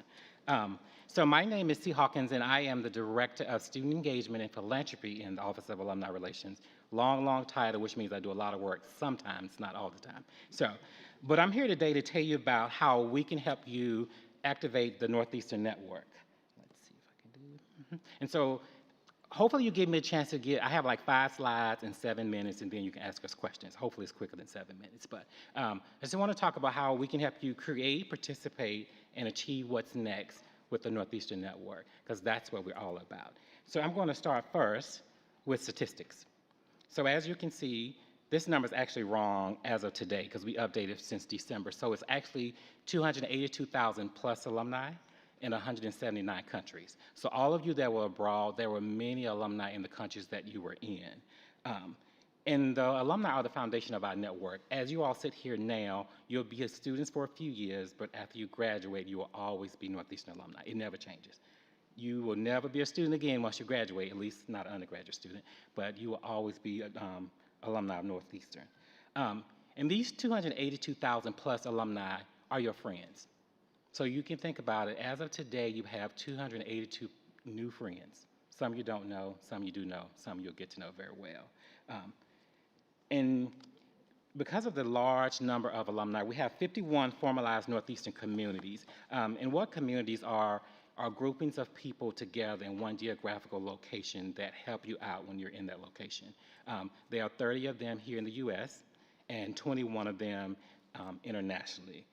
So whether you're studying abroad, on co-op, and all that kind of stuff, you can see the Northeastern community wherever you are. So you're probably saying, so you have all these communities, all these people, how do I connect with them? So this brings me to the participate.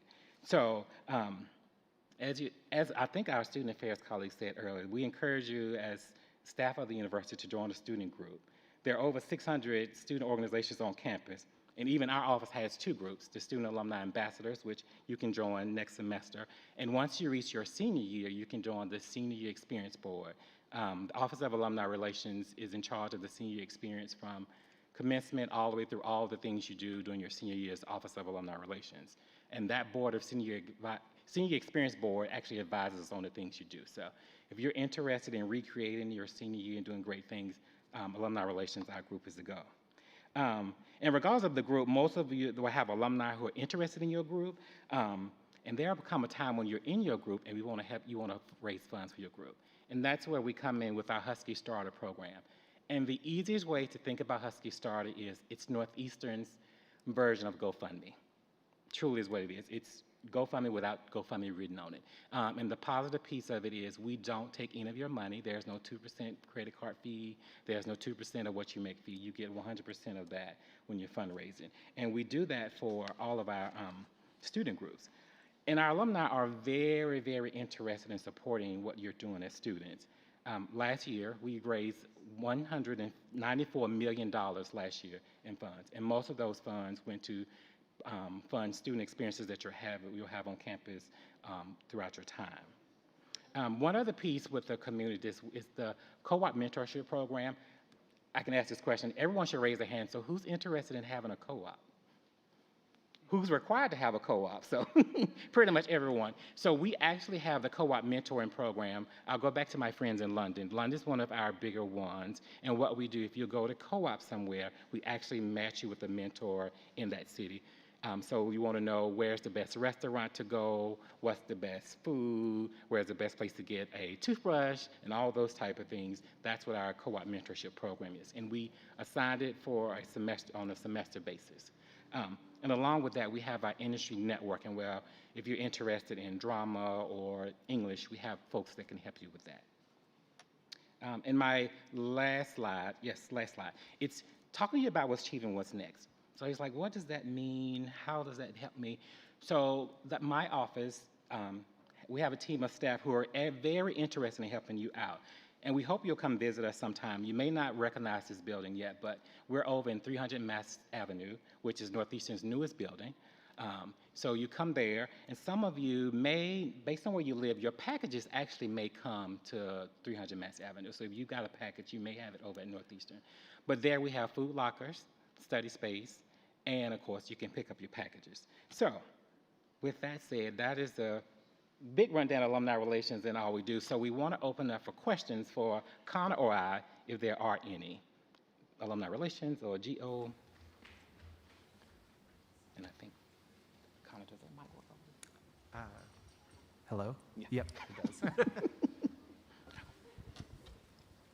Hi, yeah. For global co-ops, how does housing work? Is that built into the program, or is that something we would have to look for on our own, or? Great question. So for global co-ops, we do have another office on campus that works with like off-campus housing, and we have other resources as well to help connect you with those who could help you find housing. But typically it would be the responsibility of the student, but you may also find a co-op opportunity that includes housing in its offer letter. So I would encourage you to kind of connect with the co-op advisor and kind of like look at the affordability of housing in the area and kind of stuff like that. So I think this is going to be a pretty easy yes or no question because it's basically like, hey, I've heard a thing, can you confirm it? But so one thing I'd heard was that, so for local, or for domestic co-ops, I should say, those will always be, those will always be 6 months paid. Right, but I heard that for international co-ops that generally isn't the case. Can you confirm or deny that? So I'm actually not as familiar with co-ops, just because co-ops, to be clear, are a different department, and that's where we have a lovely group of co-op advisors that are specifically informed about this process.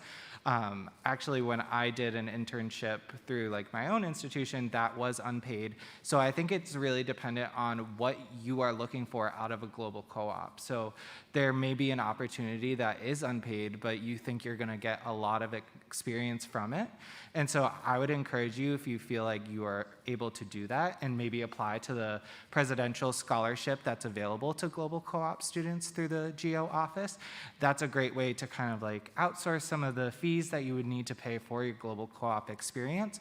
And I know there are many other offices on campus that try to provide opportunities so that any unpaid experience will hopefully be more feasible for any student. And alumni can actually help you find international co-ops that pay. That's one of the good parts of the alumni network, if that's what you're interested in.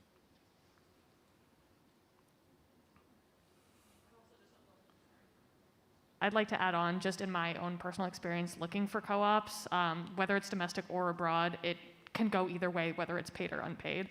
I would say a good majority of co-ops are paid, but domestic or international doesn't necessarily mean it's going to be paid or unpaid. It really depends on the company. So you just have to look at that when you're applying.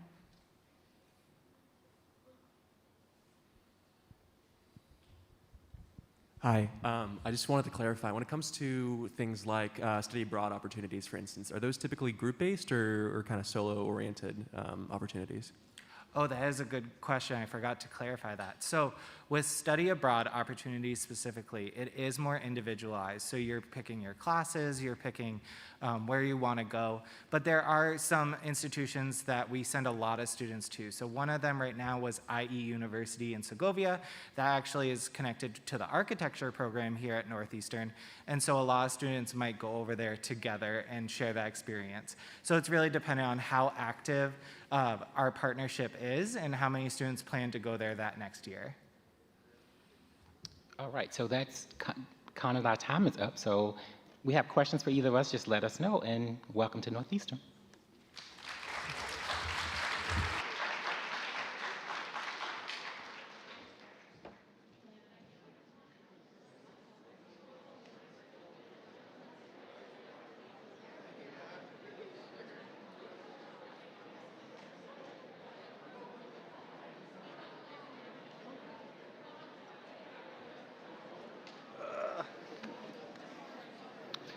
Hi, everyone.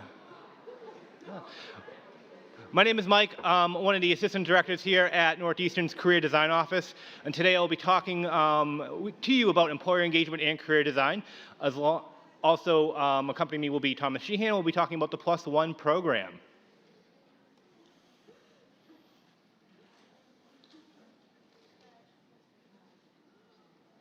There we go. All right.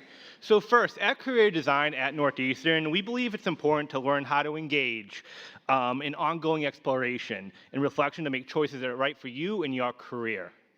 So the Bureau of Labor Statistics say that by the time you're 40, you'll probably change jobs around 10 times. You might change industries too.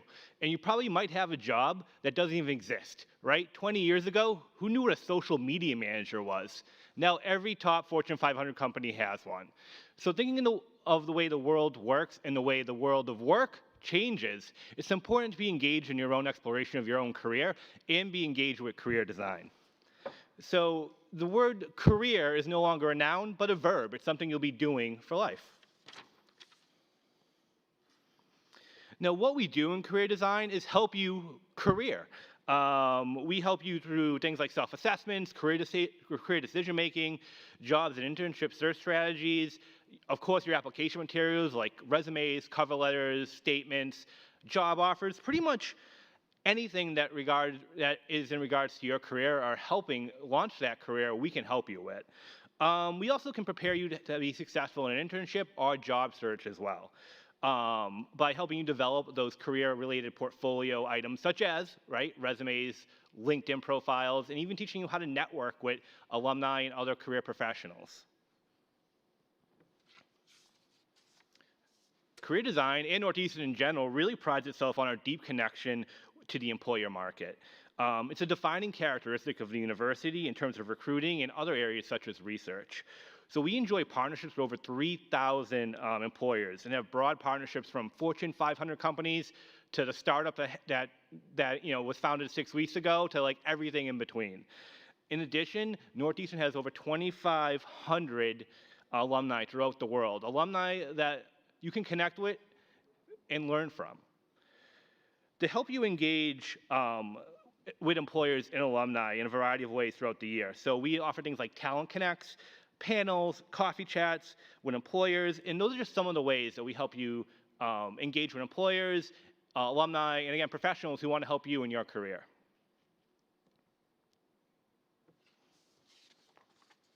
Some of the resources that we do or give are things like NU Works, which is our kind of career management portal. It helps students apply for internships, full-time jobs. Last year, we posted over 9,000 jobs, full-time, part-time, and internships, and that doesn't include co-op.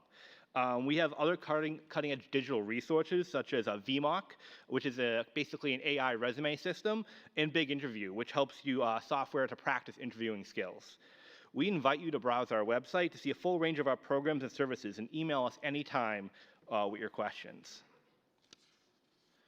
So some of the takeaways that career design wants you to kind of leave with is to start early, right? Engage with us at Career Design. Not just when, it's April and you're looking for a position, but now, getting your resume ready for internship search, for co-op. We can aid in all of those things.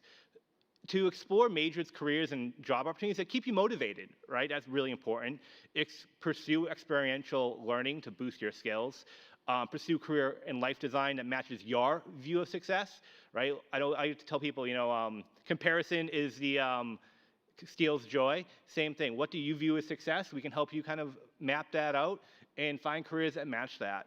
And stay engaged with career design. So we're here throughout your journey, not just as a senior or a first year, and we're also available to you as alumni as well. So you have full career design services throughout your time at Northeastern.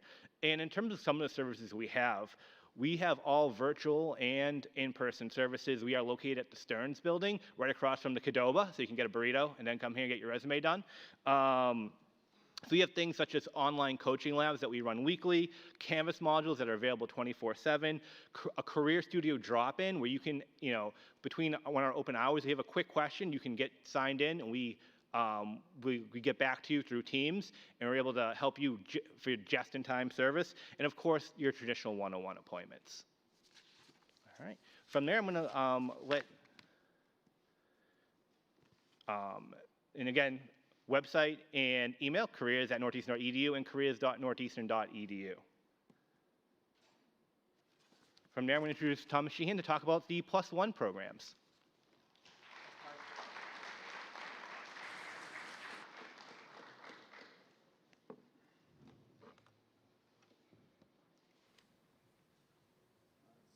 This guy to work rather than be behind the podium. I don't know if these are working. Tech help? Nice. Perfect. Welcome to Northeastern, everybody. My name is Tom Sheehan, and I'm the Executive Vice Provost for the university. I oversee academics and student academics for the university. And this is the next chapter in your Death by PowerPoint this afternoon. I hope you guys are having a good orientation. And you're about to have to stand up eventually, so don't let your legs get too stiff and don't fall asleep yet. It's not time for your Friday afternoon nap, which I think we're all looking forward to. So I know you guys have just gotten here, but one of the things I want to talk to you about, thinking about and planning for, is what we call +1 programs. What are they? These are a special feature at Northeastern where you can earn both a bachelor's and master's degree by sharing credits across those two programs. What you basically start to do is toward the end of your bachelor's degree, you would start to take master's level courses that will count for both the bachelor's degree and the master's degree. Now, it used to be that we told you the possible combinations that you could do. There were only a limited number. You could pretty much pick any master's degree here at Northeastern, including a law degree, a public health degree, anything you want to do in the master's domain, and match it up with your bachelor's degree to get both of those degrees together. So that's the idea behind this sharing of credits, and that's why we end up calling it an accelerated master's. Because the other feature is you can get your master's faster because you started it as an undergraduate. Now, one of the reasons that I'm going to talk to you about this now, when you've just arrived here, is because you have to be thinking about starting this probably around your junior year, which probably seems like light years from now, but it's going to get here really, really fast, and you should be thinking a little bit about whether you might want to pursue one of these +1s. So like I said, the bachelor's, you're allowed to substitute into your open electives and other courses some graduate courses that will count toward that master's degree that you're interested in. So that's the idea of shared credits. So when do you apply for these? Well, you can't do it right as you're graduating. So that's the one thing that I always tell people is, unlike our homework, which we often get done like, has anybody done their homework like right before it's due or then right like the night before it's due? I know that's never happened to anyone here. But Unlike that, you have to be thinking about this and apply for this at least one semester before you're going to graduate. So the night before you graduate, when you're panic-stricken about what you want to do after you graduate, you can't apply for a +1 then. You have to be thinking about this before that. So that's one thing to keep in mind, and you could be talking about this with your advisor during your time as an undergraduate. Some programs, you heard me mention the law school, getting a JD and a +1, you have to be thinking about that a little bit earlier. And you could talk to your advisor about that if you're interested in thinking about that as well. So the priority is certainly on your bachelor's degree, but we also want you to be thinking about the opportunities that might be presented by the +1. So you have to obviously apply to the graduate school, but we make that really easy for you because we have a special form that you fill out for this. You don't have to take a GRE to get into that graduate school. And these are, unlike your undergraduate admissions, graduate admissions is distributed by college. So you'll have to work with an advisor in your home college to figure out how to do that in the other college where you're getting your master's degree. You will have to have a minimum GPA. Typically, it's 3.0 or 3.5, depending on the program. But otherwise, the requirements to go to transition into that +1 master's are fairly minimal. So that's the other advantage of waiting until you graduate to pursue your master's. The only thing I'll mention for international students, this does require you to modify your I-20 and that you'd want to see go to OGS to make sure that that's happening according to their rules. So, couple, again, big advantages. First of all, you heard me talk about the accelerated masters. Also, you can cross-train. So I'm an engineering professor. I have a lot of my engineering students who want to do something completely different for their masters. Environmental engineers who want to go get a master's in public health. This lets them cross-train between their bachelor's degree and their master's degree and come out way better prepared when they come out of Northeastern. You can also specialize. You can get that engineering bachelor's and an engineering master's if you want to specialize in a particular discipline. And you could be ready for the job market even more than you're already going to be prepared through co-op and other things. There is 1 year typically where you'll be a full-time grad student. That's after you graduate from your bachelor's. And you can use the +1 to try out graduate courses while you're still an undergraduate. So there's a lot of great features about trying this. You should be talking to your advisor about how you go about doing this, and they have all this information that you'll need to take advantage of this. Last thing I'll mention, I know there's a ton of information here, is that this is also a built-in discount for the masters because you're double dipping those credits. So I keep mentioning that, or you keep seeing this graphic of those shared credits. Because you're double dipping, you get to save money on how much it's costing you for the master's degree. Built-in discount. And take a look at that stat. Approaching 20% of jobs that are out there now will require a master's. So whether we like it or not, the bachelor's is a great credential, but there's an increasing percentage of jobs that will be looking for students who also have a master's degree. You could certainly wait to get it, but this is a way to get your master's done and get you more ready for the job market afterwards.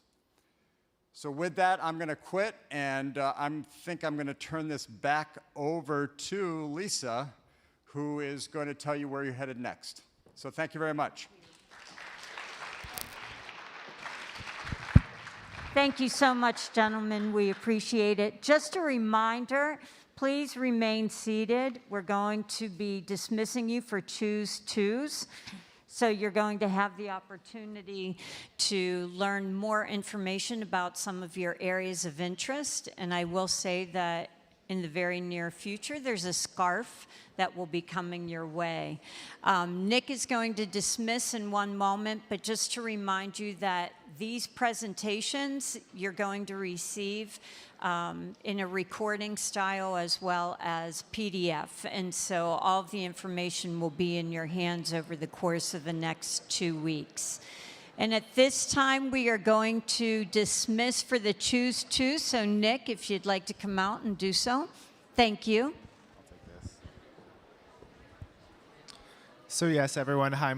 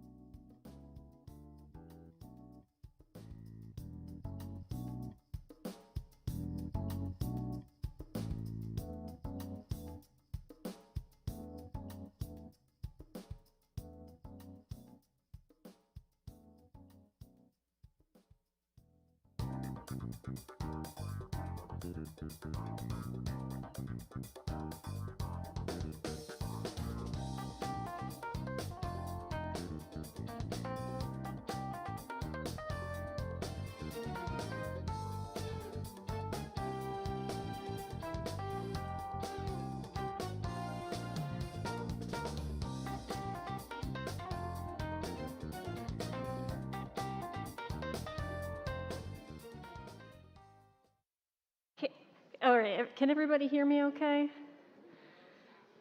Yes? 7 affirmative. Woo.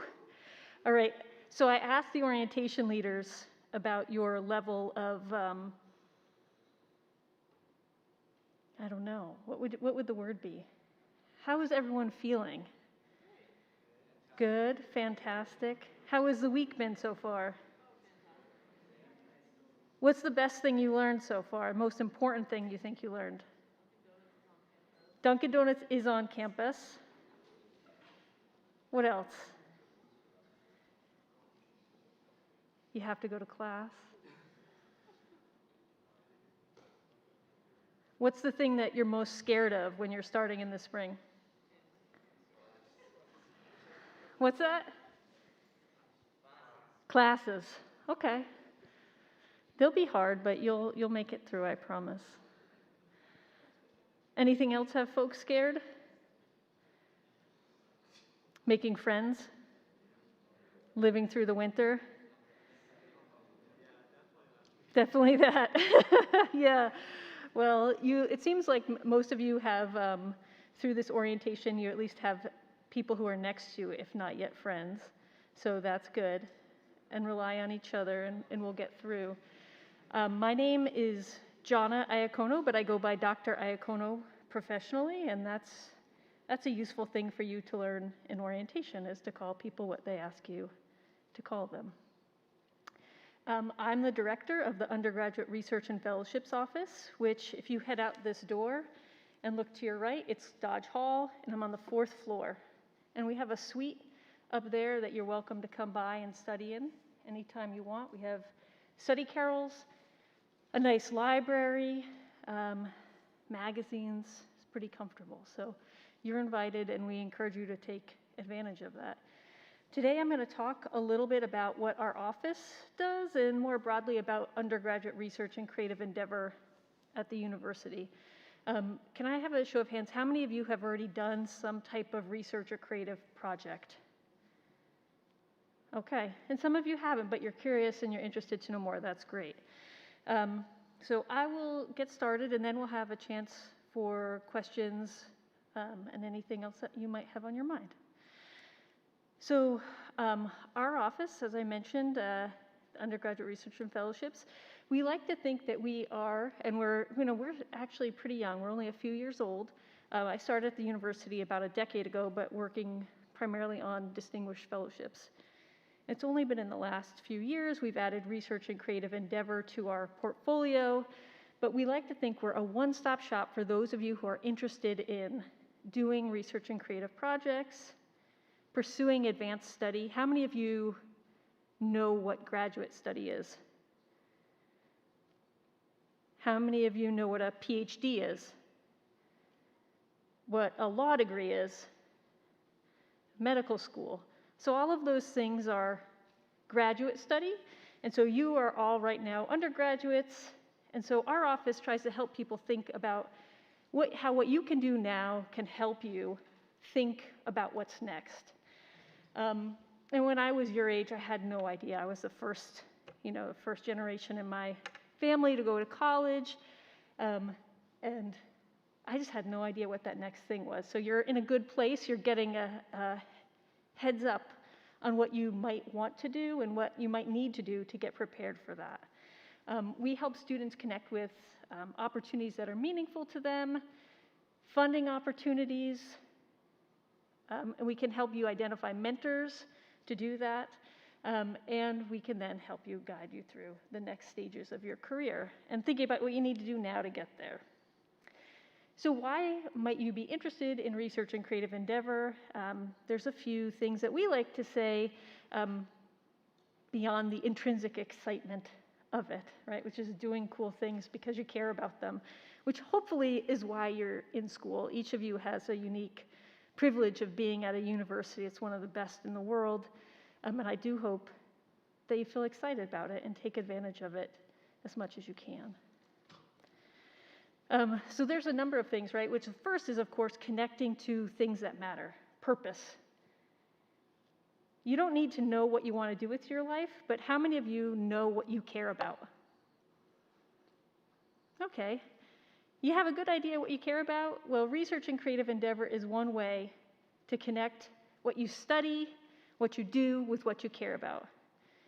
And that's a reason to be alive, right? Beyond just a reason to be educated. It's a great way to cultivate your own independence and autonomy. So right now, you are all students.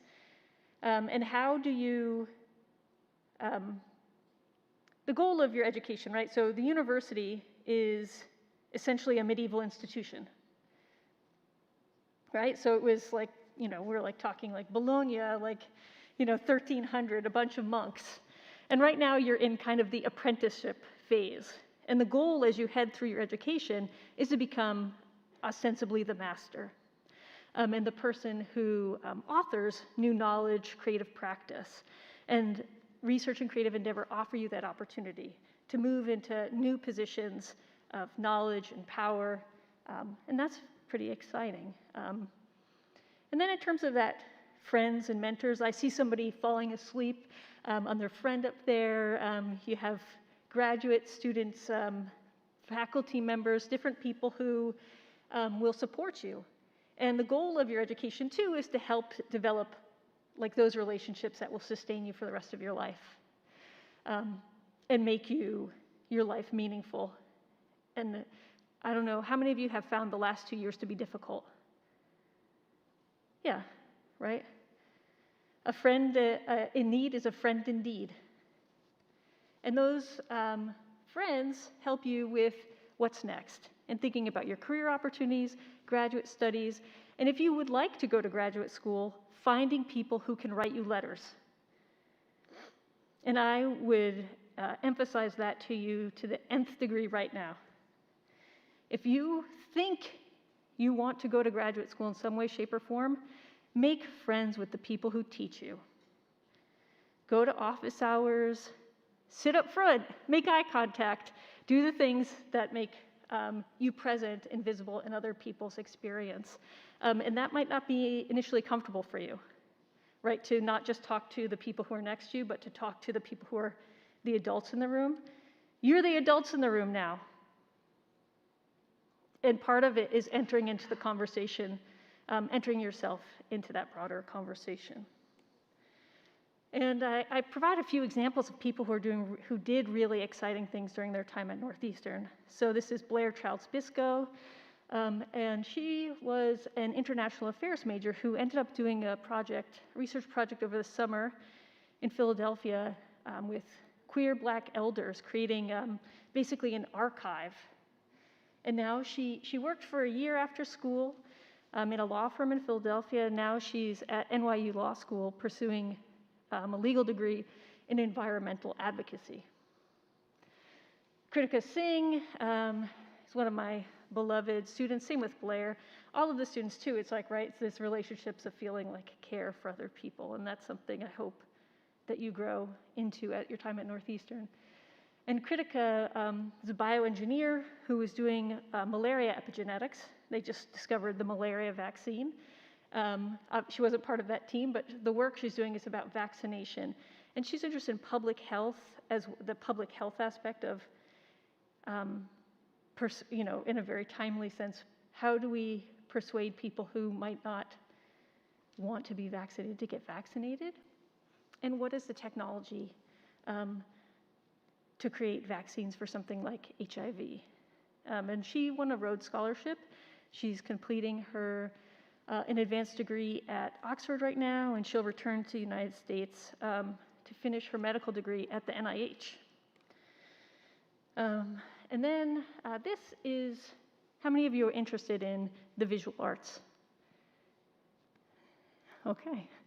I see one person back there. Hopefully you have free Northeastern University passes to most of the major museums in the city. So the MFA is down the street, the ICA. And so I hope you learn to grow your visual vocabulary. So Jamison Johnson was a student who came to us with an idea. She had identified a gap in the cultural life of Boston, which is that there are no arts media magazines. And she said, I want to create one. And so she did, and we helped her do it.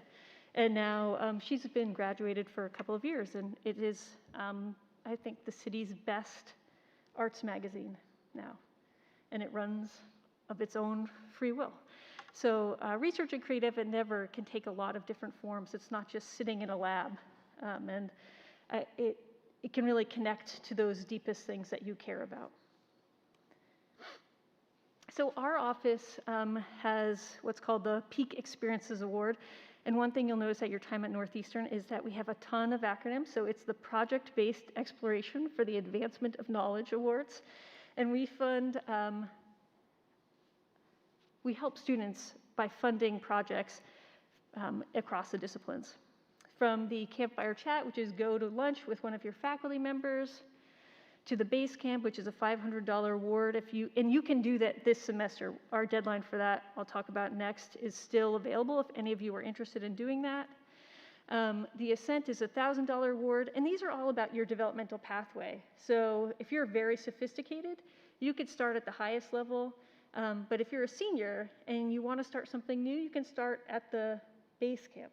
It doesn't match with your year. It's about your level of interest and your expertise.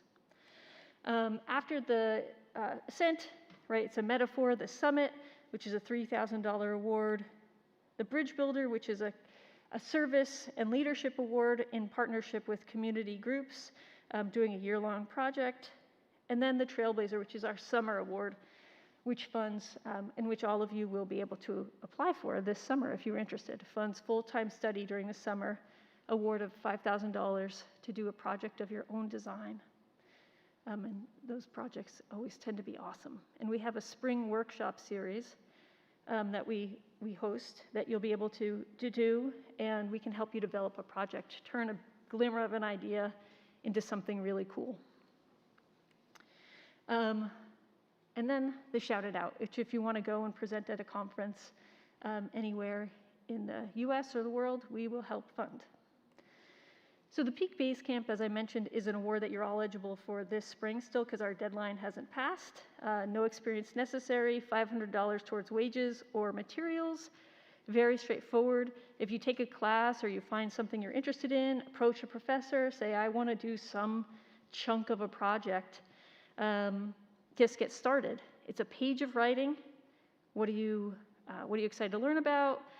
What do you want to do to learn about it? How are you ready to do it? And what are some concrete goals? And so the level of what's expected of you in terms of the application processes gets more elaborate as the monetary value goes up. But this is very easy. We want to have very low thresholds for you to join us. So you ask, hey, how do I get involved? Well, we have the Showcase of Opportunities for Undergraduate Research and Creative Endeavor in the fall. And we usually are able to reach out to faculty to ask them if they have any existing research opportunities. So next fall, you'll be able to go to Source. You'll be able to look for research opportunities online, although I will say that Northeastern faculty, and this is an important thing, are notoriously difficult to get to like post opportunities. And so this is a place where relationships really matter. And I would say to you, the best route, if you're interested in participating in research or creative projects, is to develop relationships with faculty mentors. So go to office hours, look at the websites, really read them, and go through and see what the alignment of interests is. And it's like anything else, right? I'd really love to learn more about your work. This is why it's interesting to me. This is what I could share or bring to a project. I'm very hardworking. And the most important thing that faculty members say is that they're looking for people who are consistent and will show up and will do so over a longer duration of time because there's a lot of sunk costs in terms of training. So they're interested in students who will stick around for a while. So if you can make a commitment that's longer than a couple of weeks, that's a few semesters, that really carries a lot of weight, in addition to the benefits to you of moving beyond preliminary training into more extensive or interesting projects. And one thing I'll say too is that we are in a gigantic biotech hub. We have, I think it's something like over 90 universities in this area. I would look outside the university, even as a first-year student, to identify if there's people who are doing work that's interesting to you. And what I have suggested to other students too is if you are like, I know there's something really cool out there, I want to find it, it's a useful exercise, even if you don't end up working with that person, to think about a trajectory of, oh, I want to end up in working with this person in 4 years. I want to be this person in 5 years. How do they do that? It involves putting yourself in a little bit of an imaginative space. Beyond our work with helping students develop projects and carry them out, and so students who win the Peak Award, we have a cohort of awardees that we develop community relationships with. We also are trying to help students prepare for distinguished fellowships. So, and these might seem like they have like no traction with you, but they're distinguished, so other people know about them, right? Like there's some cachet associated with them. And there's, they usually provide funding for your graduate education, in addition to that prestige that accrues to them. And they're generally focused on various qualities beyond academic strength. But I would say they usually do have like a baseline, like get good grades. That's good. And these distinguished fellowships tend to focus on service, leadership, and some type of like specialty area, whether it's public service for the Truman, the Barry Goldwater is for STEM, the Gilman will fund study abroad, but we want to connect you with resources as well as networks of like-minded, talented people to pursue your passions. And one question we always get, which I want to sort of nip in the bud, is do Northeastern students ever win these things? And we do have students who win the most prestigious national awards every single year, because what we have at Northeastern is unique and powerful. And it's that combination of co-op, global experience, and connecting what you learn and what you care about with action. And it really does translate. But what we find in our office is that students really need to do a lot of reflection about why you're doing what you're doing, why it matters, not just to you, but why it matters in the large scope of the world. And I would say it's practice writing and reflecting. Get a journal. Spend 10 minutes writing every day so you know why you want to do the things you want to do. And this is our mailing list. So we usually send out a weekly bulletin of opportunities, as well as news about your fellow students who are doing cool and interesting things. And that's our website. And yeah, that is all I have in terms of slides. But I would love to entertain questions because I prefer that format. So I think they're going to help us.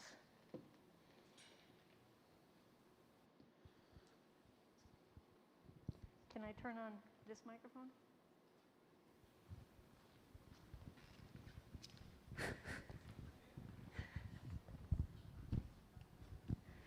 All right. Are there any questions? Yeah. You can just shout. I'll do my best to hear you.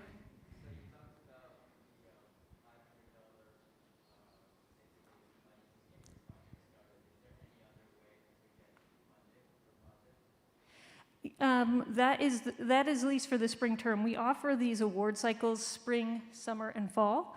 So this one is where the deadline for our spring awards has already passed for the Ascent and the Summit, but that $500 at least through our office, is the only outstanding award right now.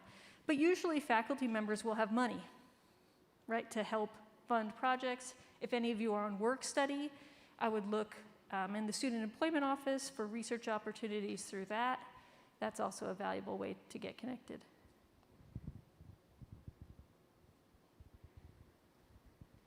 Hi, I read somewhere that you don't necessarily have to be a STEM major or a STEM student to be involved in research. What are some examples of like non-STEM related research that students can participate in? Sure. Well, there's social sciences research, certainly. Let me think if there's some. And one thing I would say is if you look at our website, we had about 83 students doing projects this fall. And we usually have about at least 80 students each semester doing projects. And they're definitely not all in like chemistry or like bioengineering or something. I'm trying to think of that project that I mentioned about Blair did. We have people putting on a play this semester. What's your field of inquiry? Oh yeah, no, okay. I'm trying to think of others. People doing computer science in terms of like computer vision. Nothing that's like super coming to my mind, but I would look at that website because there are tons. We have a database of every project that's happened in the past 10 years, in addition to news stories about current projects, and they do span the disciplines. Yeah. I'm close enough I can hear you. Is it possible to participate in research for a discipline that you're not majoring in? Yes. Yeah. We oftentimes have students working outside of their field. You know, obviously it depends on, right, it might be hard to do something that's extremely technical, for example, if you don't have technical skills, right? It's, you know, you're not going to be doing assays or, you know, certain types of like big data research if you don't have those skills. So what really matters is those skills. And at Northeastern, it seems almost, how many of you are double majors?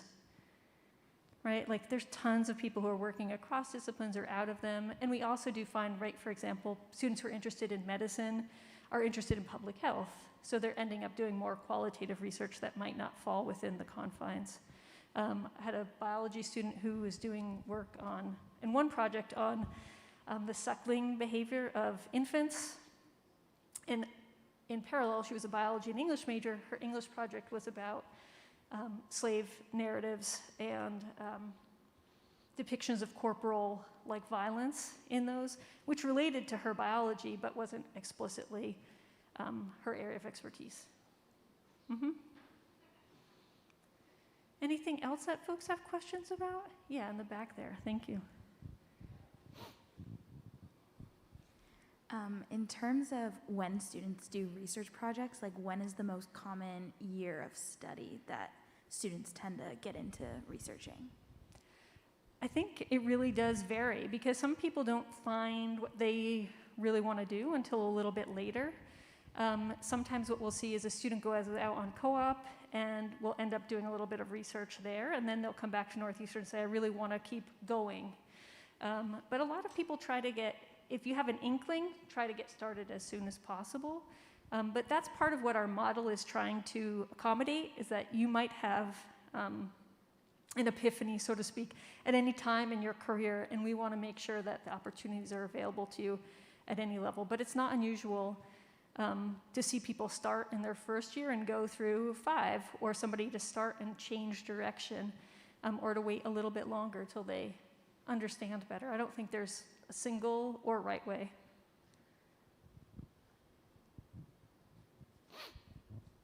Sorry, I think you mentioned something about like research outside of Northeastern University itself. Sure. I was just wondering, is that like a common thing, or is that something Northeastern supports as well, or? Yeah, I think it's fairly common, especially given the strength of our co-op program. So sometimes what you'll see is students will go out on co-op and then continue working with a mentor that they've already established, or perhaps some of you have already been working with somebody and you want to continue that. A lot of co-op opportunities end up outside of that, but also people just identify people right, that they want to work with and cultivate that relationship. And our office provides funding for unfunded co-ops as well as opportunities. Typically working in STEM, people will fund things, but if you say, I want to do a project where it might not be funded, but I have a mentor outside, we can figure out ways typically to help you carry that project out, whether it's helping pay for supplies or your own labor. And I would say it's pretty usual. Yeah, okay. Because that's like one of the benefits of being here. It's just so much happening. What else is on folks' mind? This Friday, it's hard.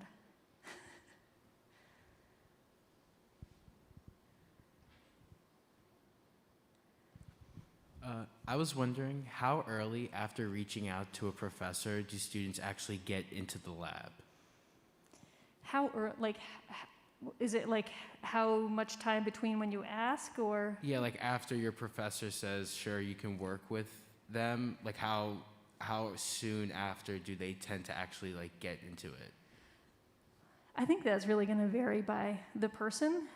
What you'll find, I think, is that many faculty members will say, I have a long waiting list, you're on the list. and then you might not hear back from people. And then those you hear back from, what I would say is leap at the chance and see if you can get in as soon as you can. Oh, also, is it normal for students to like reach out to professors that they like may have never met, but like are interested in their work? Yeah, it's not unusual. What I would say is typically if you look at the profiles of all of your professors, they'll list when their office hours are. So if you don't know somebody, that's a way to introduce yourself. And then I would say in terms of, a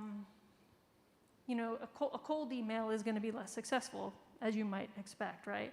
How many emails do you all get in a day? A lot, right?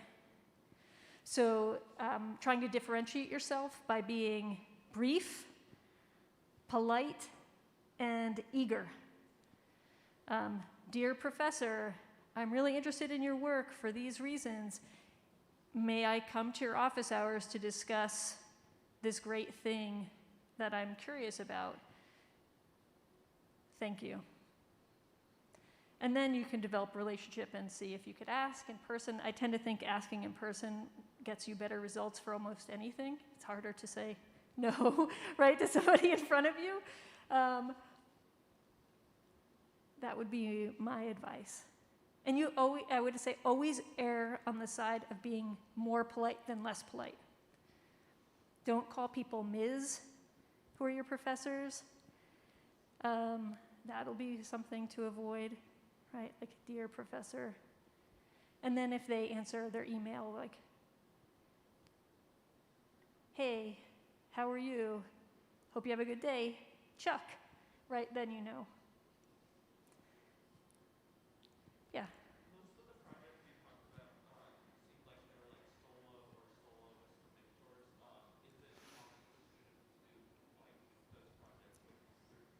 Yeah, most scientific work is actually going to be done in a group, but the projects we fund are not just individual projects. We do fund group projects.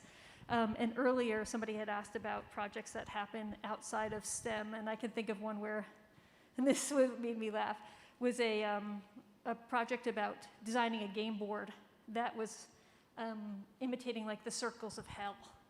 So it was very timely last spring. Yeah. So are all of the awards you mentioned for individuals or for like a project? It can be for groups. Yeah, certainly. We fund projects of up to 4 people. Yeah. And I think like the more interesting or obscure or creative you can get, we love it. We really want to help you do interesting things that you care about, and get you to, to understand yourself and to move towards your larger objectives. I think you have to go. Is that right? Are we out of time? Okay. I really appreciate your time. I know Friday, when it's like pitch black out, was difficult, but come and see us. We're up on the 4th floor there, and I wish you a lot of luck. Okay?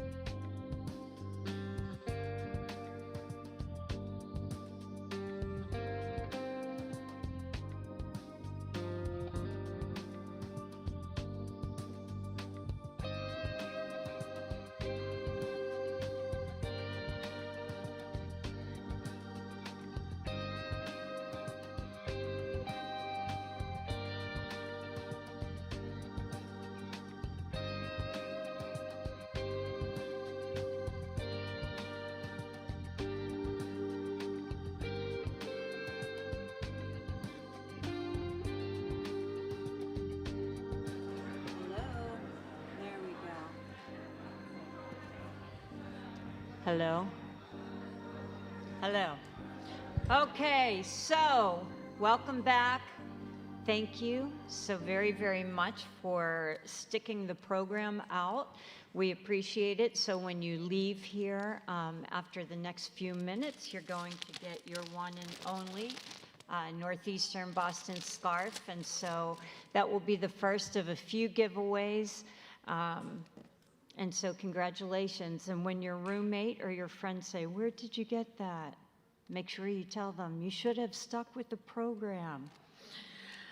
Hey, this is real quick, but we do want to bring to everybody's attention because we know that you get a lot to read and you heard a lot of information, but we really want you to take some time and go through the Welcome Week app and the Welcome Week schedule, which is also posted on our website.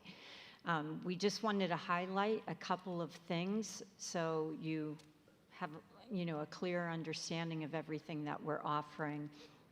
One being, I'm going to move out here. Let's see if, hello? Okay. Just so I can see a little bit better. But tonight is our big kickoff of Winter Blast. And it really is an extravaganza. We kind of transformed the Curry Student Center into winter. And so it begins at 8 o'clock. It goes until 10. You can come and go as you please. As you know, the Curry Student Center has multiple layers, and so we have different activities on every layer. Down in the food court area, we're going to have it set up with ice sculpting, and so if ever you wanted to try it, this will be your opportunity. We have an instructor that will take you through it. You'll get your block of ice and start chiseling away. On the indoor quad area, we have music, we have a musician coming in, we have decorating cookies, we have Stuff a Husky, which is also always the most popular. On the upstairs levels, we have Paint the Boston Skyline, so if you've ever done one of those, paint nights, that's what it's set up to be, and then we have instructors that come in and take you through the process of painting the Boston skyline. Photo opportunities, of course, and then we also have in the ballroom decorations for your rooms, and so we have outside vendors coming in, and as you can see, you can design your own pennant, bamboo, and air plants. So we're really hoping that you join us tonight. At this event, at Winter Blast, we're going to have the giveaways of T-shirts. Everybody will get a T-shirt that comes, as well as the Stuff a Husky. And then on Saturday, it's not listed, but Saturday night right here, we have the Improv Asylum, which is a really hysterical comedy show that is a huge hit in Boston. They'll come here and perform, and so we hope that you come for that. And then on Sunday, one of our signature programs is going to be the Broomball Tournament. You don't ever have to played broomball. I have never played it, but there will be instructors there to teach you, and then if in fact you want to play in a tournament, you can play. If you just want to come and cheer your friends on or get a chuckle, you can also do that. We'll have nachos available. Everybody that attends the first 500 will get one of those foam fingers that you saw this morning, and that can be used obviously moving forward, but that's a really fun event. And then some of the transition programs, we talked a lot about making friends and knowing campus and knowing Boston. And so obviously from the Center of Student Involvement, which you heard from this afternoon after lunch, we have our big virtual involvement fair. So make sure that you sign on, that you go online. This is really the best way for you to get a full understanding of how many clubs and organizations we have, to sign up for them. And, once you sign up for whether it's an information session, some of the organizations will have information sessions, or if you actually join, Those types of events and those types of information sessions and meetings will be in person. It's just that because we have thousands of students, we're just trying to cut back a little bit, and so that's why it's online. And then the tours and the meetups, we have campus resource tours all weekend long. We have Find Your Way to Class, and so we literally, you know, you'll come with your schedule and we'll have students here to be able to assist you so you know exactly where you're going on Tuesday whenever classes begin. But you can see that, you know, we have a lot of Boston tours as well. In addition to just walking tours, we have coffee tours, we have hot chocolate tours where we, you know, take you around to all of the, what Boston's best. And for those of you who want to meet other students within your college, we do the dining hall meetups. It's not just college specific, you know, it's a time for you to meet other students. We will do a short icebreaker to, you know, find out what everybody's interests are so you can connect with other students outside the ones that you know already. And then the Craft and Chill tent events, again, really, really cool experiences. I'm sure that you've noticed we have these tents up all over campus. They're all heated. They have different themes within all of them. If you haven't been in one, go in one. It's a really great outdoor, indoor experience. And so all weekend long, we just kind of have chill events such as, you know, paint by numbers. We have, as you can see, create mosaic coasters, which I did over the Christmas break, and they were really nice. Decorating cookies, painting mugs. We have a lot more beyond that. We have relaxation kits where you can make face scrubs and so forth. And so if you're just hanging out in your residence hall and you feel like, you know, getting out and doing something different, please join one of the 10 events, really good times. Of course, masks are required for all of that. And you can see, check the app for details as far as times and locations. And then the Boston excursions. We still have tickets available for the Beantown Trolley Tours, as well as, I think, a few more for the Ghost Tours, which are really fun. And then also the New England Aquarium, which is extremely popular, but we do have additional tickets left for Saturday, Sunday, and Monday. And so following this session, you can go get the tickets at the indoor quad in the Curry Student Center. If in fact you don't pick up a ticket today and you feel like attending when the time comes, you can take a chance and show up on site wherever the meeting location is on campus, and if we have extra tickets, we welcome you to attend. But those are great ways to get out into the city. Frog Pond is a really well-known pond in the middle of Boston, outside skating, and so that's really super fun.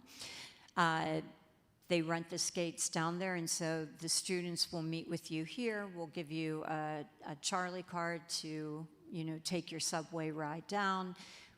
Again, it teaches you the subway system and then ice skating outside. And I think this weekend is supposed to be a nice cold weekend. And so that would be something to do, and you can wear your new scarf. And then we have shopping tours and walking tours, and so these are all great ways to learn Boston. The end. So, no, you're welcome. So I really hope we'll be there tonight at the Winter Blast. Maybe, Nick, I'm looking at you in the back. We can have the tickets, any of the trolley tickets and the New England Aquarium tickets, we'll have them available at that event as well if you want to grab them. and enjoy. We hope to see you tonight, and as you exit, you're going to get your scarf. So thank you so much. We appreciate you sticking with the program. You guys were smart. Thank you.